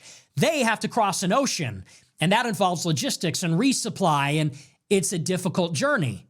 We're right here. And so the founding fathers said, we should not go out into the world looking for monsters to destroy. We don't need to. We're blessed by the geography. We don't need to actually concern ourselves with the great power conflicts that are happening over there, and the intrigue and the diplomacy and sometimes the wars. And they said we should not pursue these types of alliances where we get entangled in them and we're committed permanently to other countries. Why would we? We're safe, so we should be flexible. Shortly after the country comes into existence, you get the promulgation of what is called the Monroe Doctrine by James Monroe, written by his personnel, John Quincy Adams. And this is delivered at the State of the Union. And I'll read it to you. This is in 1823. President James Monroe says, quote, "The occasion has been judged proper for asserting as a principle in which the rights and interests of the United States are involved, that the American continents, by free and independent condition, which they have assumed and maintain, are henceforth not to be considered as subjects for future colonization by any European powers." This goes back literally 200 years. You might have heard of it, the Monroe Doctrine. Written by John Quincy Adams, stated by President James Monroe. He says, no European countries can colonize the Americas. And by the way, this is said when America does not even have the ability to enforce it. At this time, the United States is not any kind of military power. And look at the territory of the United States at this point. This is before the Mexican cession. This is before a lot of the territorial gains. We don't have a navy. We don't have an army. We can't enforce this against Spain, against France, against the United Kingdom, against Russia. But it's a statement of principles. It's aspirational. It says that it's in our best interest that these European countries don't colonize the Americas. That's the only thing that can threaten us. Well, after the Civil War, the United States industrializes. After the Civil War, we lay down the railroad, we build factories, and we build a navy. Our industrial might translates to wealth. Our productive capacity leads to wealth. Wealth leads to military power, specifically naval power. And suddenly we have the ability to enforce the Monroe Doctrine. And then we revise it. And so the Secretary of State, Richard Olney, for the President Grover Cleveland in 1895, modifies the Monroe Doctrine. They call this the Olney interpretation, the Olney, O-L-N-E-Y. This is the corollary to the Monroe Doctrine. Now that we have a Navy, and now that we could actually do something, this is what he says. He reinterprets it. At the turn of the last century, he says, quote, "Today the United States is practically sovereign on this continent, and its fiat, its decree, is law upon the subjects to which it confines its interposition. Why? It is not because of the pure friendship or goodwill felt for it. It is not simply by reason of its high character as a civilized state, nor because wisdom, justice, and equity are the invariable characteristics of the dealings of the United States. It is because, in addition to all other grounds, its infinite resources combined with its isolated position render it master of the situation and practically invulnerable as against any or all other powers." So what he's saying is, we can do whatever we want. We are the most powerful country. We have infinite wealth. We're protected by the oceans. Nobody can challenge us. And so it is a matter of fact that what we say goes, because who can tell us otherwise? And this is then the basis for the Spanish-American War, where we fight to take Cuba from Spain, and we take the Philippines and Puerto Rico. And this is then the basis with the Roosevelt Quarterly to intervene in all the banana republics in the Caribbean. And then this is the basis for the Truman Doctrine in the 40s and 50s to intervene in Central and Latin America against communist dictatorships. I will add, and this is sort of an interesting note, where does the phrase America First come from? Well, maybe its first historical iteration is the America First Committee, which formed up in the interwar period shortly before the United States entered World War II. And the America First Committee was a broad coalition. There were liberals, communists, leftists, but they're also fascists, rightists, German-American Bund. Lots of different people came together in the America First Committee to oppose U.S. entry into World War II, specifically the war in Europe, but also the war in the Pacific. And what was their argument? They said that even if the Nazis win, it doesn't matter. We're safe. They said it does not matter what the outcome of the war is in World War II. If the Axis wins, we'll be fine. They're not going to invade us. They can't. The original America First Committee, Henry Ford was a member. Charles Lindbergh was a member. JFK's father was a sympathizer. This is what they wrote about the Monroe Doctrine. They said, quote, this is a speech by Charles Lindbergh to the America First Committee in 1941. He said, "There is a policy open to this nation that will lead to success, a policy that leaves us free to follow our own way of life, develop our own civilization. It is not a new and untried idea. It was advocated by Washington. It was incorporated in the Monroe Doctrine. Under its guidance, the United States became the greatest nation in the world. It is based upon the belief that the security of a nation lies in the strength and character of its own people. It recommends the maintenance of armed forces sufficient to defend this hemisphere from attack by any combination of foreign powers. It is a policy not of isolation, but of independence, not of defeat, but of courage. It is a policy that led this nation to success during the most trying years of our history. It is a policy that will lead us to success again." So even the original America First Committee was not against the Monroe Doctrine, not against hemispheric defense. Even they said, we don't want to fight in Europe, we don't want to fight in Asia, but fighting in the Western Hemisphere, well, that is what Americans do. It's what we've always done. We did it in the Mexican-American War, we did it in the Spanish-American War. We intervened all over the place, and as long as we have the requisite force to defend the hemisphere from any country or combination of countries, we'll be okay. We don't need to worry about the others.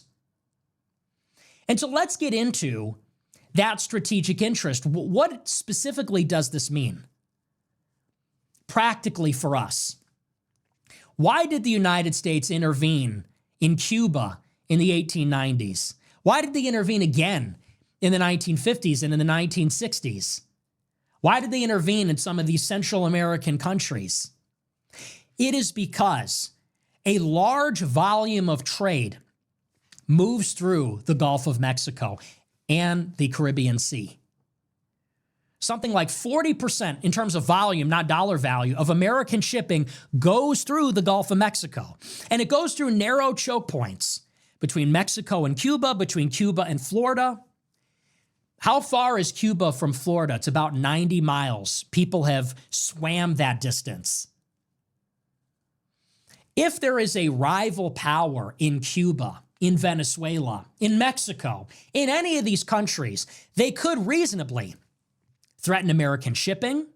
They could potentially deploy weapon systems in reach of the United States. And obviously, that happened in 1962 during the Cuban Missile Crisis when Communist Cuba, after the failure of the Bay of Pigs, asked the Soviet Union for missiles to protect itself. And Nikita Khrushchev deployed nuclear missiles to Cuba within reach of the United States. And this is the most important 13 days in the Cold War. The Soviet Union put weapon systems 90 miles away from Florida that can carry weapons of mass destruction. This is why it is in our strategic interest. Russia is far away. China is far away. Europe, the Middle East, all of that is far away. This is our backyard. I don't think people realize. The Caribbean is our backyard. That is where American shipping goes through. That is where transshipment occurs from the Atlantic to the Pacific Ocean through the Panama Canal. That's where our Navy goes. And all of these countries are a stone's throw away from the United States. What has been happening in Latin America for the past 25 years?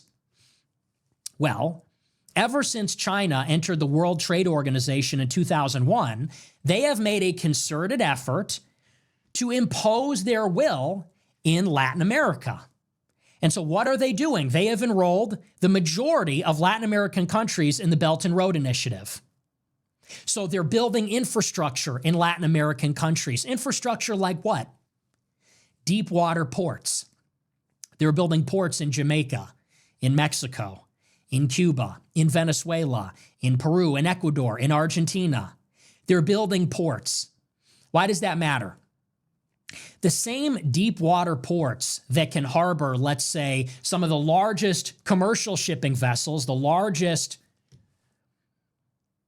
when you're talking about shipping, they carry the most shipping containers. The same ports that can handle that can handle a People's Liberation Navy vessel.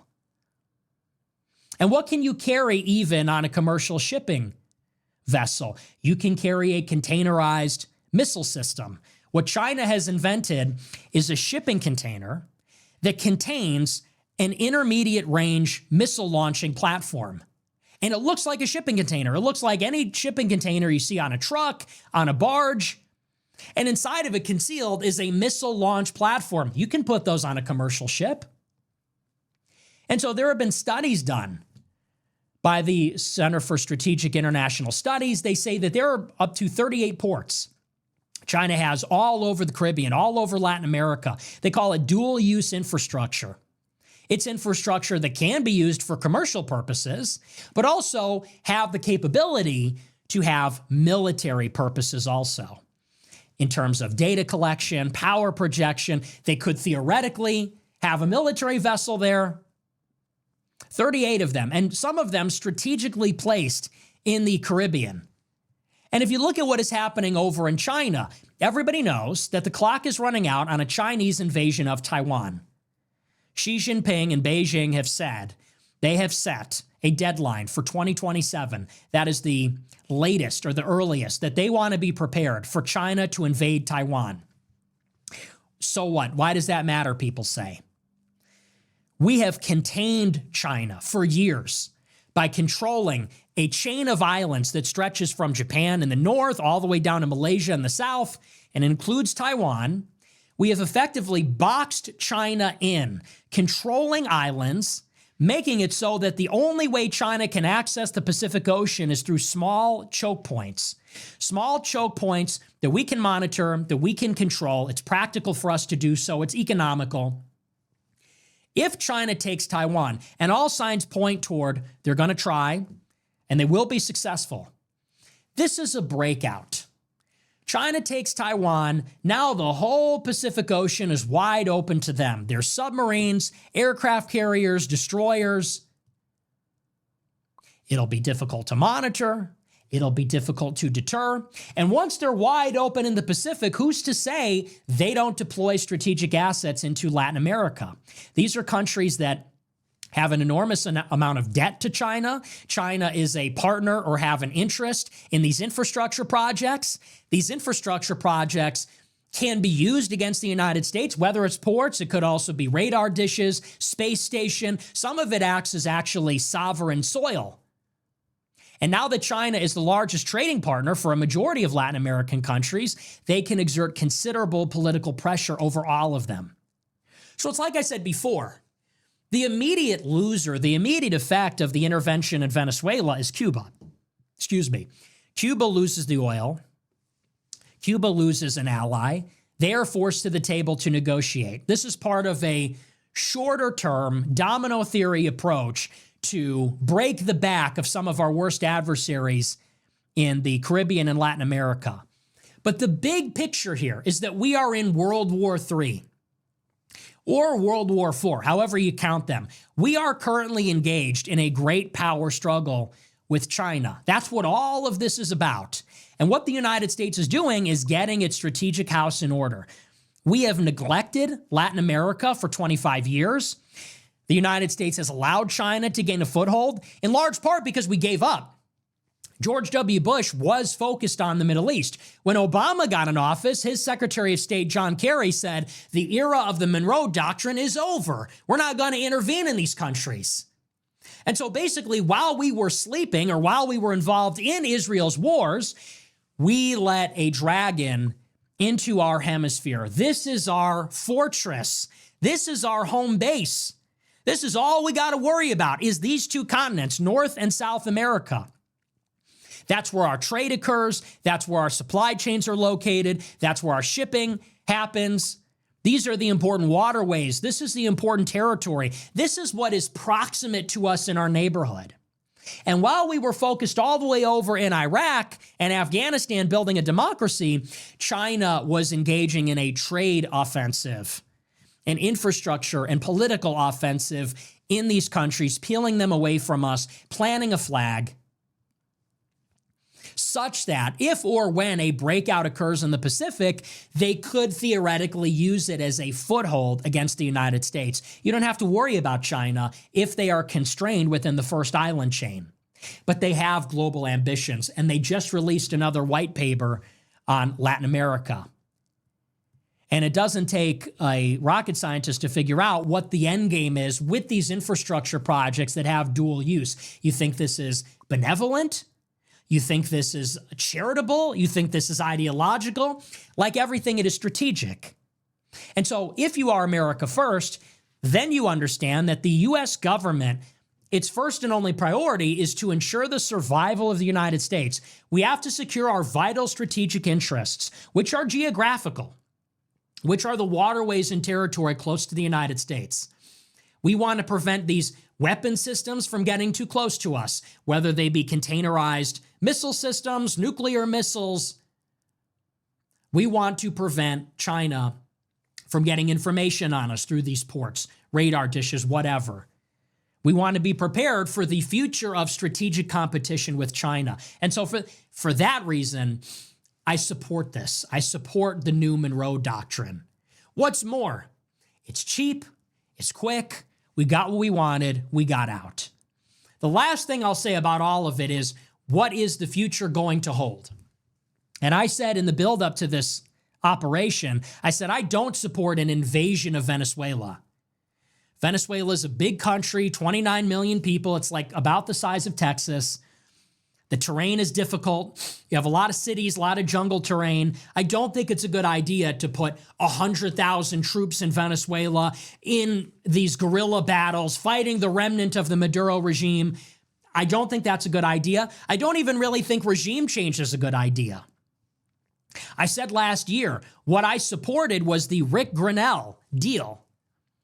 Rick Grenell worked out a deal where Maduro would remain, but he would give us their oil, give us their gold, change the laws, reorient from Beijing and Moscow to Washington. I said, we should just take the deal. Forget about the military intervention. Just take the deal. A military intervention will be costly, time-consuming, absorb energy. It's uncertain whenever you roll the dice like that. And it seems like what we got is something in the middle, which is we are doing the deal. Washington is working with this Venezuelan regime. This Vice President Delcy Rodriguez is visiting. There isn't this immediate impetus for a democratic transition. We just want to work with them on these strategic interests. And you know what? Taking swift, decisive military action, if that puts the fear of God in these other countries, if a demonstration of force reinforces deterrence, diminishes miscalculations, incentivizes friends to cooperate, enemies to stand down, then I think that it's absolutely worth it.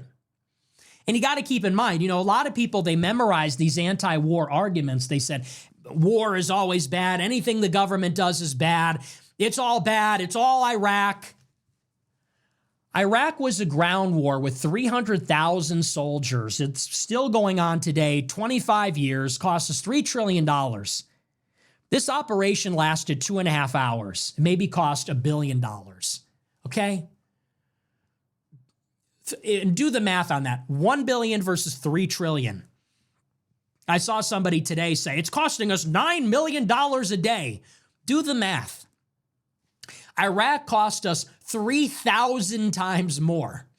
This cost us nothing. Okay, we sent $3.8 billion to Israel. It doesn't affect us. This is a $1 billion operation, lasted 2.5 hours.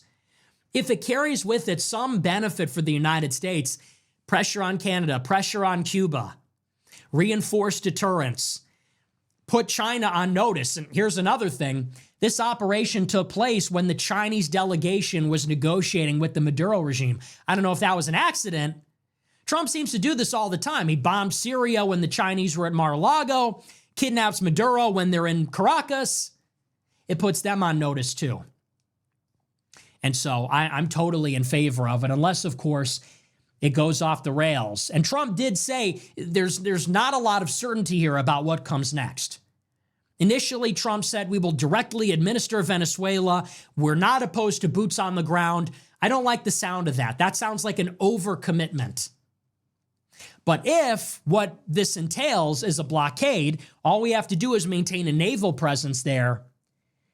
And that is just classic gunboat diplomacy. We get them to do what we want, stop sending oil to Cuba, send less of it to China, more of it to us, let ExxonMobil come in or whatever, then I'm in favor of it. And I think that it's easily defensible under America First. But as I said before, the problem is so many of you people, and I'm speaking to many of you, but in general, so many people that have come to criticize Israel, they never let go of their ideological priors.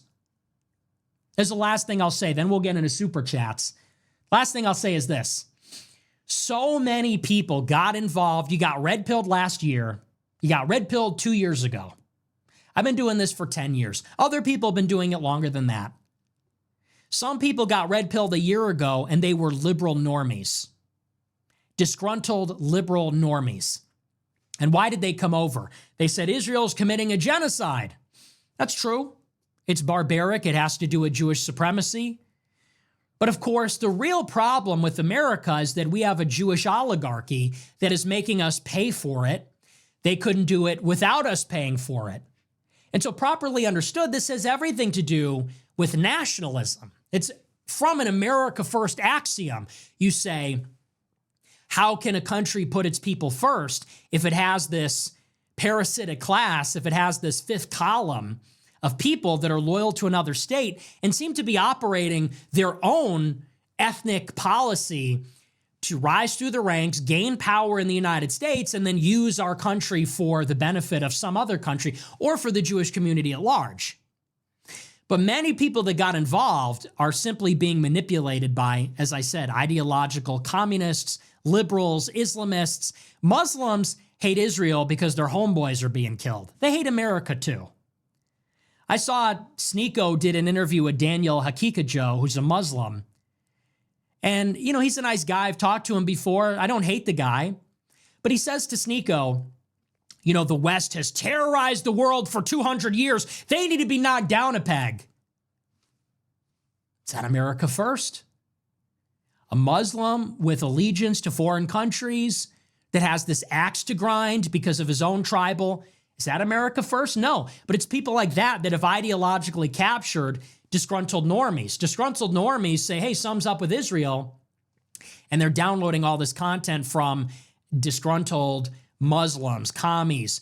I look at a guy like Jeffrey Sachs, Max Blumenthal. You two are on notice. Max Blumenthal and Jeffrey Sachs, they make appearances on Judge Napolitano, Tucker Carlson, but they're both left-wing Jews. So Max Blumenthal says that when ICE arrests illegals, he says that's terror capitalism. Terror capitalism. Okay, so what are you, some kind of fucking Jew communist? Oh, but he's really based on Israel. Yeah, he's based on Israel because he's a liberal, and he thinks that Netanyahu is like the white supremacist of Israel. My first exposure to Max Blumenthal is when he did a hit piece about David Irving for the SPLC 20 years ago. Anybody catch that, or did you just catch him on Judge Knapp because you were born yesterday? You know, when you were reading The Gray Zone and watching Max Blumenthal, I'm sure you saw all of his intense and fact-based takedowns of Israel. Did you catch the part when he was calling Dave Irving a Nazi for the SPLC 20 years ago? Did you catch that part? Or what's going on there? How about Jeffrey Sachs, another Jew, another liberal Jew? He's crying, literally blood coming out of his eyes, crying and shitting and pissing his pants about how bad Israel is. He's literally shaking. And he's so mad we went into Venezuela. What did he say in Serbia a couple weeks ago? He said, the era of European domination is coming to an end and it can't come soon enough. Just rub your hands together, Jeff. Jeff, Max, just rub your little hands together. Jeffrey Sachs. Oh, he's based on Israel. I'm on Tucker. I'm on Judge Knapp. I'm literally shaking about how mad I am about Netanyahu. Watch his other stuff. These people are not our friends. Liberals, leftists, communists, Islamists, not our friends. Marriage of convenience, propel an Israel critical narrative, like, okay, sure. But at the end of the day, you know, if a right-wing nationalist faction takes power and we throw off Israel, these Muslims are going to want to stay. And they're still mad. Okay, and these left-wing people, they're not going to want us to get our way in the world. They're going to want us to petition the United Nations. Hey, can we please do what we want? And that's not America first. So, you know, a lot of people got it twisted and said, oh, my only defining characteristic is it's just Jews in Israel. And it's like, no, it's Jews in Israel because I'm America first, because I'm an identitarian. We are part of European Christian civilization. We are citizens of the United States of America. We have an identity. We have interests. We should put ourselves first. Stop blaming ourselves. Stop being ashamed of ourselves. Stop rooting for our own demise. Stop listening to people that hate us, whether they're liberal Jews, billionaire Jews, whether they're Muslims, whether they're Jewish communists. We have to stop listening to people that hate us, that are trying to get us to advocate against our own best interests. I'm not going to be the white guy at a fucking BLM protest. I'm not going to be a white guy in a keffiyeh at a pro-Palestine protest. And I said that very vocally. I'm going to be a white guy putting America first. Okay? So that is increasingly a problem, and I've identified that. And that's why I say this year is going to be a year of refining our ideology, because it's cropped up in a few different ways. Charlie Kirk gets killed by a leftist, because that's real. There are tranny leftist pieces of shit that want to kill Charlie Kirk because he's a transphobe. Whatever you believe about what happened, they all celebrated. But but the communists and the Muslims said, no, blame it on Israel, because they don't give a shit about that. And when this woman got shot in the face, when she got mag dumped by ICE, all the usual suspects, ICE is like the Zionist police force. They were trained by the IDF. Trained by the IDF. This fucking stupid bitch wants you dead. Like, if we gave the country to her, she would crash it into the rocks intentionally and giggle while she did it. Like, are you kidding me? Yes, we want mass deportations. No, I don't care if some libtard protester gets shot because she blocks federal law enforcement. And no, I don't think that Venezuela has anything or much to do at all with Zionism. So it needs to be put in its proper place. I'm not captured by that. I won't let this movement be captured to that. You want to be an anti-colonialist. You want to be an Islamist. You want to, raise up your stick for Yahya Sinwar. Knock yourself out. I raise up the American flag. I raise up the cross. It is about what is best for America. It is about what is best for people with our passports, what our ancestors did, what is good for our posterity. That's a Monroe Doctrine. That's what the America First Committee said 80 years ago. Hemispheric defense.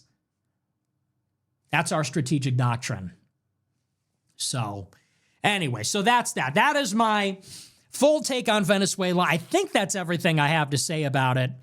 A lot of notes. I didn't even get to a lot of this stuff. I just went off the dome. But we're going to move on. We're going to take a look at our super chats. We'll see what you guys have to say about all this. Got anything left to say before? And we're going to have to filter them because we got a lot of them. Before we do, though, I do just want to give a quick tribute. I know a lot of you guys are probably wondering. Oh, Christine. Before we do get on into the super chats, I do just want to give you some bad news. Very tragic and very sad. One of the friends of the show, really an amazing woman, Christine from Ohio, died last week.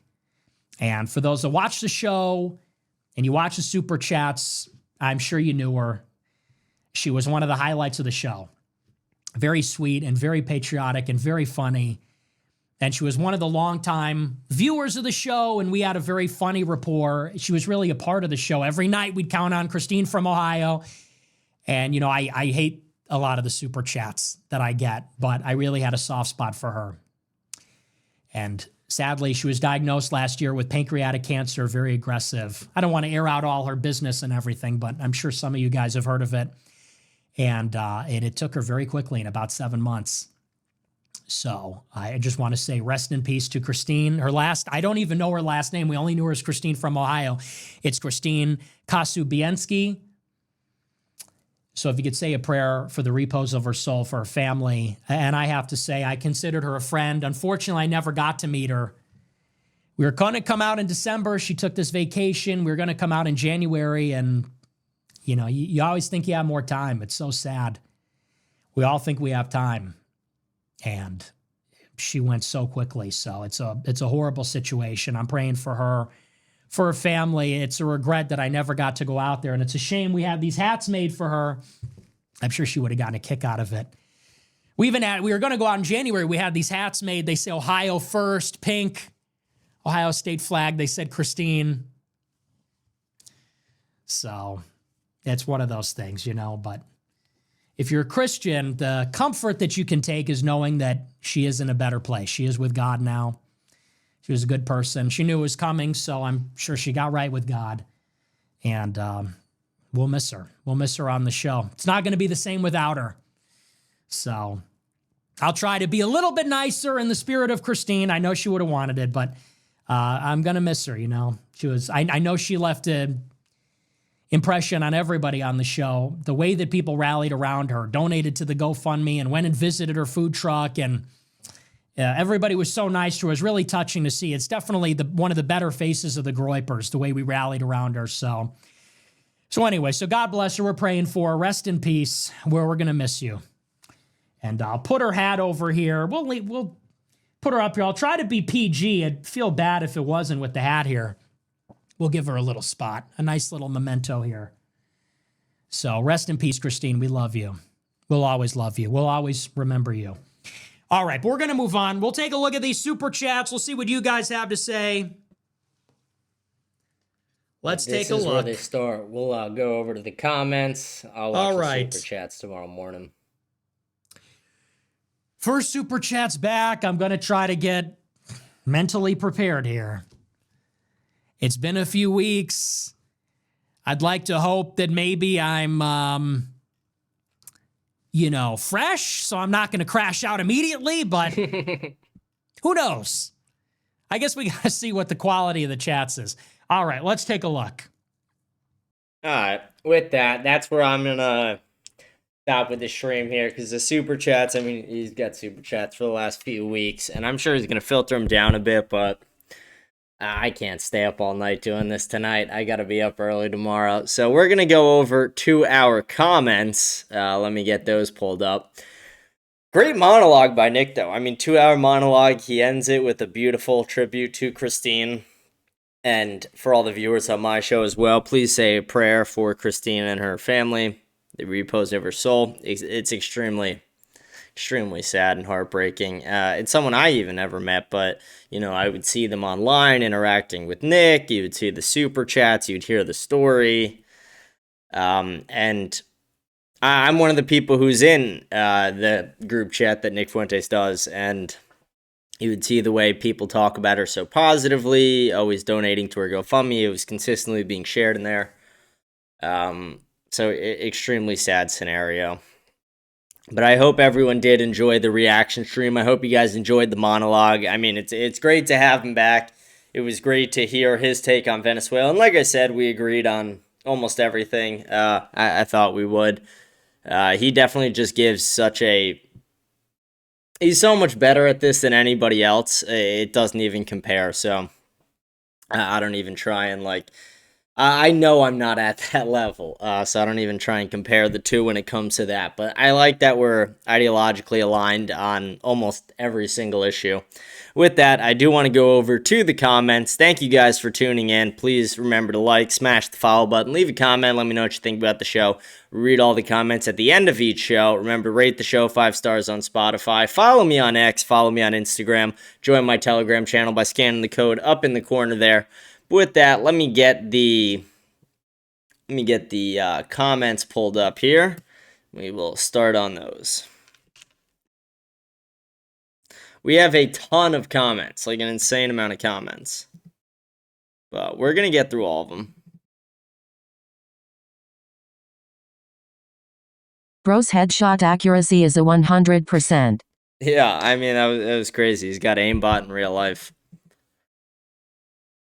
The death of that white woman was a tragedy. Instead of this happening, she should be raising 5 to 10 kids with a loving husband.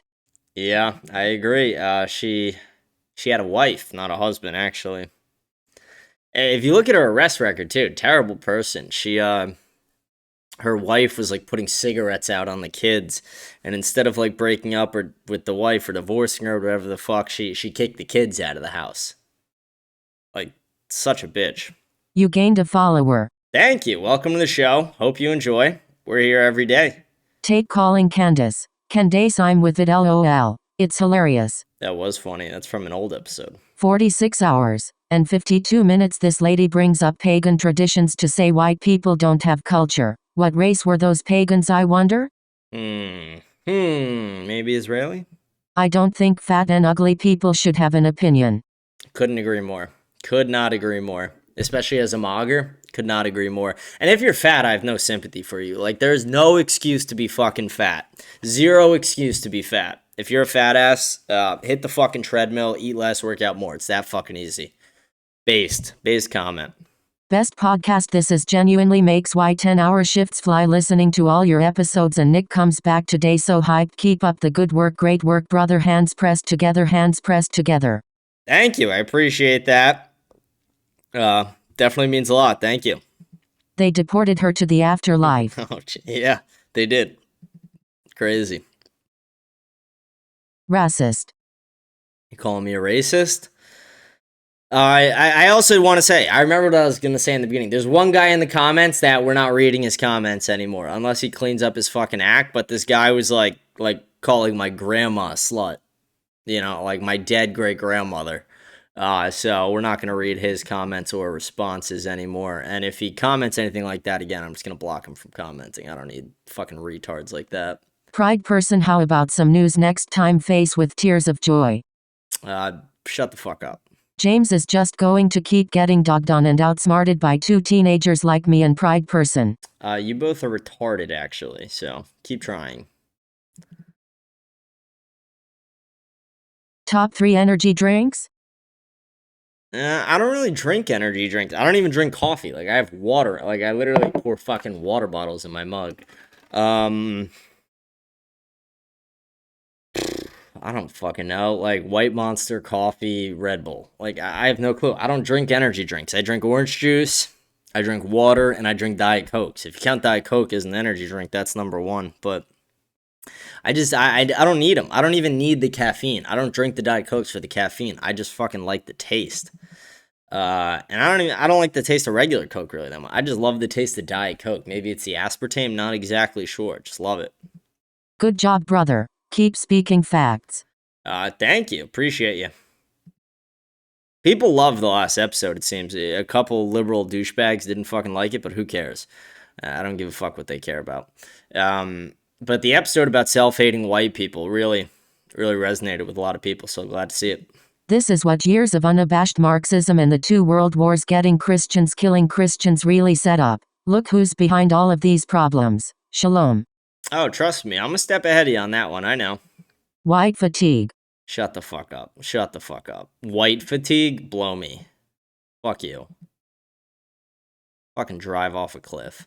As a foundation of Black American, I tried to listen to your podcast without laughing, but Jesus Christ, my guy, your fascination with this term, white, is quite funny to me. Are you an American first or are you white first? Which one is it? Are you a European or are you an American? You guys are very confusing. And if you're so white, how are you a Christian? Christianity comes out of Northern Africa. Shouldn't you be following some Nordic god? I mean, if you're white face with diagonal mouth, you're so confusing.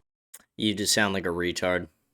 This an interesting statement. However, given your name, I would have assumed you would agree with James. His name is Fuck Zios. I'm sure we agree on a lot of things, but that was a retarded comment, and he's probably just mad because I'm calling out black people. Your jealous is showing, but you should blame your parents for chopping off a good 1.5 inches when you were born. So like I said, blame your parents for doing you a disservice, not white women for actually wanting to feel something during sex. But here's the honest question: who will you blame when Trump lets us get attacked from an outside enemy? If you don't think he would, you have way too much trust for an untrustworthy man. You're obviously fucking new to the show, and your profile pictures of a disgustingly ugly woman. Why is it always the sluts who are just thinking about sex nonstop? I didn't even mention sex in the last episode. Second of all, what else did you say? Not white women for actually wanting to feel something during sex. Guys, if you're a man and you try and make a woman come during sex, that's just gay. That's as gay as it gets. Sexual pleasure is for marriage only. Yeah.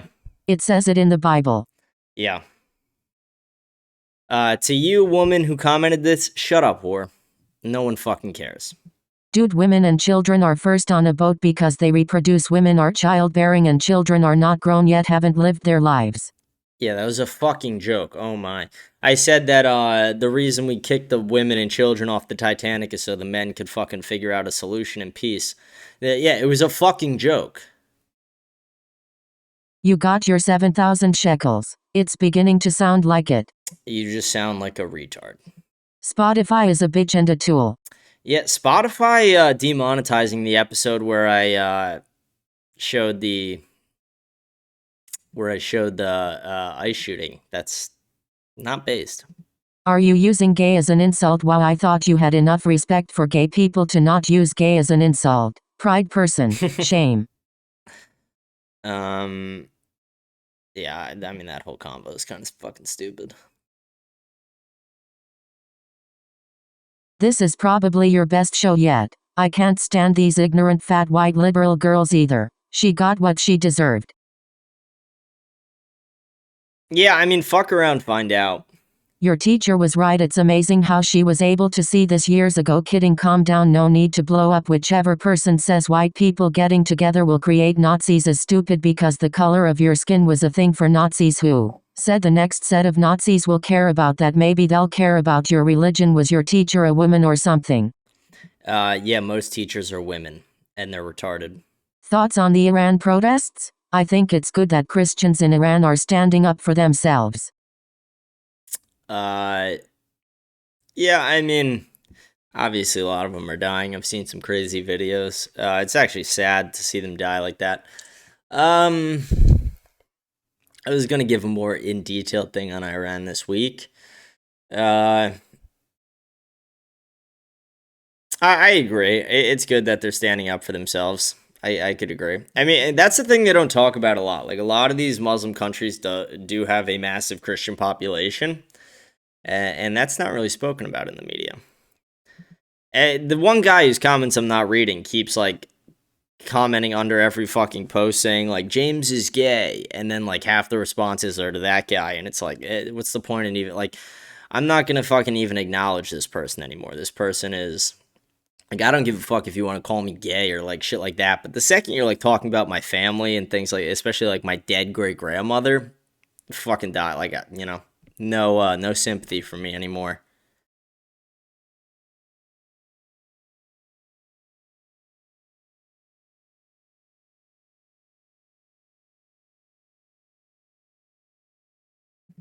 We do have an epidemic of self-hating white people. But why do we have an epidemic of self-hating white people? The answer lies within a quick 10-minute video from our comrade Yuri Bezmenov, who may or may not have famously said all girls are 10s after a bottle of vodka. For the sake of white people, please do a review on the next Slow News Day of Yuri Bezmenov. Warning to America. Yuri explains how the majority of people are essentially brainwashed communists. I'll do that for you. I checked him out. I liked his show. I checked out an episode after you told me to. The next Slow News Day, Rogue, you have my word. I will do a review on the Yuri Bezmenov Warning to America. Yuri Bezmenov, comrade. I feel like my Russian accent's not bad. It's getting there, guys. And then, again, this guy is just, like, trolling everyone's comments who agrees with anything I fucking say. So, again, we're just not even gonna go into those. Great monologue tonight, James. You didn't sound angry but firm. Have you taken speech classes as a kid? Also, that compilation at around 47 minutes was ludicrous. Face rolling on the floor laughing. Yeah, they're all those compilations were insane. I thank you for, like, I thought it was a good monologue too. I was getting pissed off during it, but I was trying to, like, not really let my anger come through too much and trying to stay on task. Again, every fucking comment I go to, this fucking guy is like 14 replies. Fuck it. I was gonna give him a second chance now. You're just getting, you're just not allowed to fucking comment on the fucking show anymore. Not to the guy's comment I just read, to the fucking retard in the comments who's trolling everybody. Like, go fuck yourself. You're the kind of guy to fuck shit up. And I don't need you. THX brother. Coming at you from Martha's Vineyard, also known as Littered Nation. You and Corolla are my only sanity. Thank you. I love Martha's Vineyard. I've been there before. You jumping off the Jaws Bridge at all? Or it's probably fucking way too cold from that right now. What is it, January? Yeah, way too cold for that. Wait till the summer. Love Martha's Vineyard, though. I haven't been in, what's it been? Almost 2 decades. Holy shit. I haven't been to Martha's Vineyard since I was like 10 years old. 16, 17 years ago, maybe? Crazy. Those freaks come from failed parents. Yeah. Again, that's also one of the things I say to all the parents who watch the show, to anyone who's going to be a parent. Be there for your children through everything, through thick and thin. Always be there for your kids, because you don't want your kids to end up as one of these fucking nightmares you see on the fucking news or on these X videos, or you don't want me to be making fun of them on the fucking show one day. How does that even make any sense to say you can't be pro-ICE unless you're Jewish? It's because the guy DMing me was retarded, and Nick had not acknowledged that point as well, where it's like the guy DM'd me the thing where it was like, did you know that ICE has to do with the IDF? And it's like, dude, you're retarded. You're a fucking retard. The reason I went off on you about World War II is because I've heard people on your side say the Nazis were right and that the true villain of World War II is Churchill. Personally, I don't why anyone would believe that.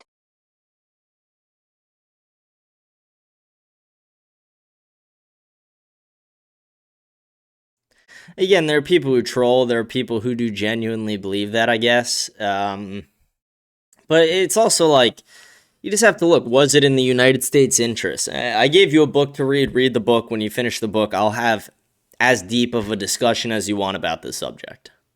Do we really have to constantly make sure everyone thinks Hitler is a bad guy though? We get it, brother. Yeah, that's also another thing. It's like, you want me to give a shit about something that happened 80 fucking years ago, like my people aren't being killed off right now. So it's like, fuck off. Did you know killed kids Down syndrome? Okay, again, like, this was 80 fucking years ago. Move the fuck on. Also, you seem to dislike even good girls. What's with that? Again, saying I dislike, what does dislike good girls mean? Like, tradcath women who were sucked 100 guys' dicks before they fucking got baptized? Again, there are some females who are not that bad, but it's like tolerating a lot of their nonsense and bullshit. It's really just mind-numbing sometimes. And it's not 100% of women, but it's a massive portion of them. OFC, I knew that's basic knowledge. Yeah, and this guy, like... IDK, what you mean by not liking good girls? I dislike women that aren't in line and yap. Yeah, exactly. Exactly. Again, there's an order to things, and most women don't want to follow that order. And even if they pretend to want to follow it, in the long term, they don't want to. Japan and the Nazis attacked and declared war on us first. Like, WTF did you want us to do? Just sit there and take that. They literally murdered over 2,400 Americans. Open a history book, buddy. You should learn, dude, open a history book. Who are your history books written by? By Robert Maxwell's company. Robert Maxwell, part of Mossad. Ghislaine Maxwell's father. Jeffrey Epstein's girlfriend's father, his company wrote the history textbooks that we read in school. How about you read about Pearl Harbor and figure out that we allowed it to happen? That we let it happen? Why don't you actually do the research on that? It's not retarded to not want an entire fucking continent to be genocidal. Most of your arguments are false. Calling us names doesn't make your argument better. It just makes yours worse. Tell me one coherent reason why we shouldn't have gotten involved in World War II that justifies letting millions of innocent people die. Didn't involve us. It fucked our relationship up with Russia as well.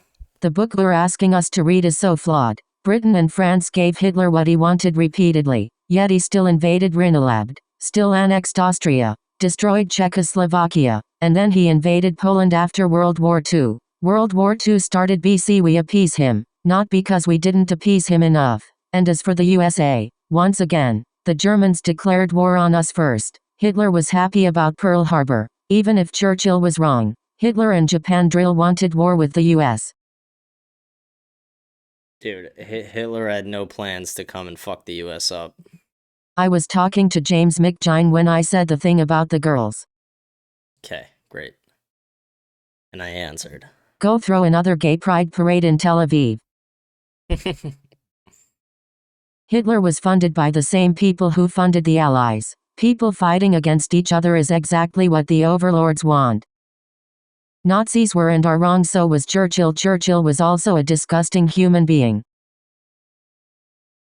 What's your opinion on, like, Mao Zedong? Like, again, like, you guys talk about this like it fucking matters today. It matters today as much as something like that. It matters today as much as, like, any other fucking ruler from any other time period who killed millions of fucking people. Shut the fuck up about fucking Hitler and Churchill and fucking World War II. I don't give a shit. I don't. I don't give a fuck about it. I really, like, trying to get people in 2026 to care about the fucking Holocaust and to care about all this shit like it still fucking matters today is part of the problem. Acting like you have to force people to conform to this, like, you have to feel bad about it. The Jews die. These people die. Like, shut the fuck up. We do not fucking care. White people are being fucking killed off. Christians are being fucking killed off. We don't fucking care about that. We are trying to rebuild and fix what's happening. The problems here in fucking America. We literally have trannies shooting Charlie Kirk for no fucking reason. We have people trying to dox and kill ICE agents on every fucking corner in these liberal fucking cities. And you want me to give a fuck about a war from 80 fucking years ago that we shouldn't have even been involved in? Shut the fuck up about World War fucking II already. If weren't for Churchill, you wouldn't be a live pride person. Shut the fuck up. This person's 13 years old. They weren't born 80 fucking years ago. Shut the fuck up. Churchill also killed millions of innocent people. Okay, great. Churchill did kill millions of innocent people, primarily in India, which was wrong. But I agree with Christian. Overall, without Churchill, the Nazis would have won. Okay, who cares? Who fucking cares? Like, seriously, who fucking cares? Hutton, you're a cuck virtue signaling for pussy. Name the last time you heard a woman say something interesting or do something important. You can't. Society was better when women stayed at home, couldn't vote and didn't talk unless spoken to. Prove me wrong, what has gotten better? That's in response to this other guy, Hutton, whose comment we'll read in, they're 2 threads away. We'll do his thread right after this one so it makes a little more sense.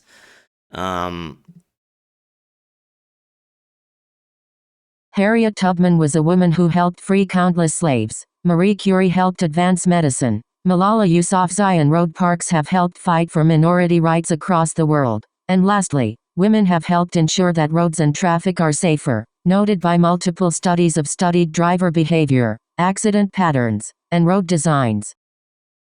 Women make the road safer? Were you cracking up as you wrote that? Shut the fuck up. Again, you lost all credibility you had the second you said that. Women are better drivers is a fun new take I never thought I would hear. Exactly. Women are retarded. More than 70% of major car accidents are caused by men, and men do less than 60% of the driving. I'm not saying women or men are better, but the statistics go against men. Again, risk-taking. Women are pussies. Women drive into curbs. Women drive into signs. Women drive into all different fucking things. The reason that woman started driving at the ICE agent is because she thought it was a fucking curb she could go and hit.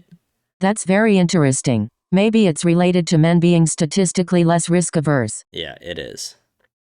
Risk-taking isn't always good. Murdering someone isn't a good risk. Driving while drunk isn't a good risk. Committing violent crimes isn't a good risk. Just cause men take more risks than women doesn't mean they are better or more worthy to hold office. Dude, you're like a 15-year-old kid, so I'm going to say this to you politely. You white knighting is not going to get you pussy. Women are just going to think you're fucking gay. Shut the fuck up.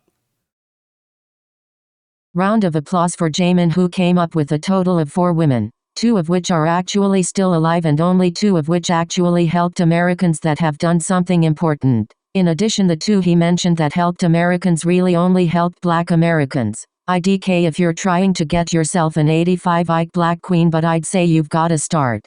Yeah, dude, he's in Chicago too, dude. Go get your fucking black queen. Go eat some chocolate cake tonight. Just because women are better off being at home, it doesn't mean they are inherently morons. No, it just, again, name me 10 female geniuses without naming a fucking feminist. You can name 10 male geniuses without thinking, without blinking, but you can't name 10 female geniuses because they don't fucking exist. The women we celebrate throughout history continuously failed and died. Like, I always bring up the Amelia Earhart thing, but it's like, it's a good fucking example. It's like we celebrate and revere this woman like she fucking did something. She crashed and fucking died. What are we celebrating? That a woman fucking crashed? It happens every fucking day. Here's the Hutton, so like the guy who is like, fuck you, Hutton. This is who he's talking about. I quite literally did not spell any single word I said wrong. Face You with did. tears of joy grow a brain. You are horribly unoriginal. The ugliest women on earth don't even want to be your slave. In your small don't have a mind, choice. Christian family values equals men do what they want, whenever they want, and women aren't allowed to speak without permission. You That'd be aren't nice. superior to anyone. Where do you come up with the absurd shit you say? Yet again, you are just a follower of Nick Fuentes. Without Nick, you wouldn't have a show. If you've been watching the show long enough, you know I didn't even know who Nick Fuentes was until like halfway through last year. But I guess I'm a pussy for feeling empathy while watching video of a single mother be murdered by another terrorist under the disguise of an agent. You sound like a woman and a pussy. Shut up. We know you're gay, Hutton. Yeah, it's coming out. Don't worry though, we will pray for you to overcome your sinful lifestyle, red heart wrapped in bandage. Yeah. You're just saying the same thing over and over again. You don't know either of us. And obviously I'm a sinner, everyone is. I know that you on the other hand don't know crap about me or really anything, it seems. Yeah, that's the thing. When people like criticize you for sins, it's like we're all sinners. We were born into it. Pathetic. I wouldn't even keep you as a slave in my empire. Yeah, you would be, immediately.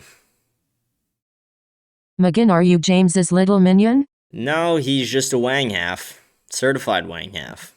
I'd sure hope you wouldn't keep him specifically as a slave face with tears of joy. Ah, I wish. Preach, Hutton. Shut the fuck up. I love being gay, it's so unsinful. You're a fucking 13-year-old. Again, and I mean, I'm not asking you this to be a dick. Were you molested as a kid, or do you have a dad around? Because those are usually the things that lead to being gay. Was that supposed to be an insult? I don't even know what the fuck they're saying. Yep, that's what gays do.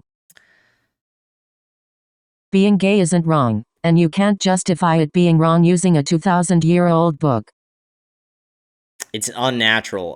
Why do a good percentage of gays end up having to wear fucking diapers when they're older? It's because when you have consistent, to be vulgar, when you have consistent sex in the anus, you will end up shitting yourself eventually, consistently, because you cannot control it anymore. It's unnatural, and it should not be around. He hates us guys, let's all kill ourselves. Broken heart, broken heart, broken heart. Yeah, some of you. Roman salute, peace out. Roman, dude, I'm giving my heart to you, buddy. I love you. And then I wrote that crash out was directed at Jamin and Christian, not you. Don't worry. Face exhaling almost opted out. Yeah, that would have been sad. You're a wang half. I literally try hard to ask insightful questions and not to just ragabate. Also, bro, let's put out differences aside. He said he's talking to the other guy in the chat, not me. Dude, like, what do you fucking care if you're going back and forth with people in the comments? Who gives a shit? It's a fucking keyboard you're typing into on your phone. Why though? Be more worried about the fact that Israel's gonna blow your fucking phone up one day at an unknown time. I don't like arguing with people. Yeah, again, that shouldn't be your biggest concern right now. Your biggest concern should be that Israel is one day just gonna blow your shit up. Yo, did you see the body cam footage of the lady in Minneapolis? There's no way any prosecution can argue the ICE agent acted wrongly. Yeah, I completely agree. I couldn't show the footage on the show. I posted on Telegram, Instagram, X, every fucking platform. Spotify told me I couldn't show it. FCK them paid protesters. Save the West saluting face. Yeah. We're getting through the comments pretty quick because I skipped all that guy's fucking comments who was trolling the comments, and he was probably like fucking half them. I blocked him from commenting on the show again just because how fucking annoying it was. It's like, I'll let, like, and anyone who watches the show knows this, I will let people say almost fucking anything. And when I say almost, the almost part is, don't fucking say shit about, like, my family, people you don't know. Definitely don't call my dead great-grandmother a slut just to try and be funny. And third, fuck you. You know, that's all I have to do to justify it. I get that we shouldn't have gotten involved in Iraq, Vietnam, and Korea, but us entering World War II made the world better and safer. Many credible institutions like Florida Atlantic University and the Institute of American History have confirmed that USA entering World War II made the world better. But go ahead and call me and Christian retards without being able to provide any nonpartisan actual evidence that proves we are wrong. FAU, do you know anything about Florida? Do you know how Zionist this fucking state is, including the universities and institutions? When I ask you something, it's to know what you think about it, genius. And I usually give you my insight, for the most part. You can't get mad at me talking about Israel, and when someone asks you for audiobooks, every single one you mentioned is anti-Israel, and then you say you don't talk about it. I talk about Israel all the fucking time. What are you talking about? It's like a weekly, if not sometimes daily topic on the fucking show. It's just depending on how relevant they are in the news. It's a daily news show. And people asked for fucking books. I gave them good book recommendations. I could also give them books that don't have to do with Israel. But I gave them good books. You said let's continue on with the cunts instead of comments. That's how mad you couldn't speak straight, cause there are other books about World War II that can be right and you don't like the other people. Notice that we have to just believe your propaganda books. You don't have to believe anything. I'm just giving recommendations. Relax. Go fucking take one of your Jew sleeping pills. The fat torta is ignorant, obviously has no knowledge of history. They learned what they know about violence from us. I guess there were no wars in Africa before white people. There were no Africans selling other Africans into slavery, and all of those things she said about whites can be said about black people as well. And the serial killer thing, why is it when a white kills a bunch of people he is a serial killer and monster, but when a black does it they are a gangster? Genius point. Thank you. Smart ass comment. See guys, how hard is that? My TV survives after that Bears incredible comeback. I was so pissed before half I turned off the game for give minutes lol. Yeah, I'm still pissed about the Eagles fucking loss, but the Bears had a hell of a comeback. I was excited to hear your take on it. I told you they would win. I got the score wrong, I guess, but I told you. Hitler and the Nazi regime literally murdered people just for being disabled. 1/16th Jewish, part Russian, gay, lesbian, communist, and capitalist. And you're saying we shouldn't have gotten involved to make sure that disgusting piece of crap didn't get what he wants. I'm trying not to fucking crash out. Dude, I'm done talking about World War II. But it's retarded to feel sympathy for millions of people being slaughtered. Wish I lost the ability to feel sympathy for other people like you did. Dude, you're talking about something 80 fucking years ago. Shut the fuck up about it. Like, seriously.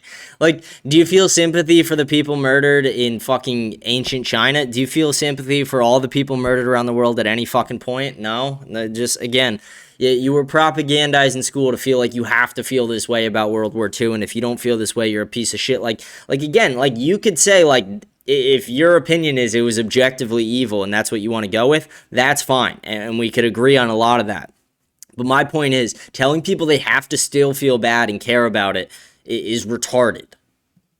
Talk about Iran putting Tucker Carlson on Iranian state TV. The man who gave him his $15 million to start off after he got fired from Fox was Iranian. It's also funny all the pro-Palestine people have nothing to say when 92 million people are being oppressed and killed. But Gaza is what we should talk about. When the narrative doesn't align, we just don't talk about it. I love the double standard. I mean, there's a massive difference between Palestine and Iran. I mean, one of the big differences, one's a country of 90 million people that has power. They actually have a decent military. And the other is a very small group of fucking people who are a very weaker people or they're a lot weaker than Israel. So. Hey, a friendly reminder, heaven has a strict border policy. Yeah, they do.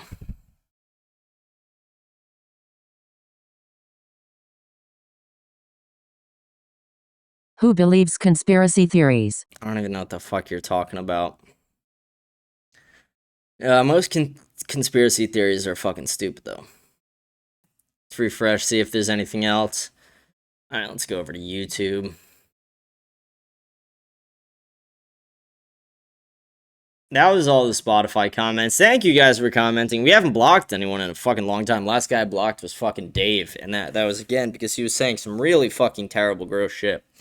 But at the same time, it's like, I will do whatever I can to allow anybody to comment almost anything they fucking want.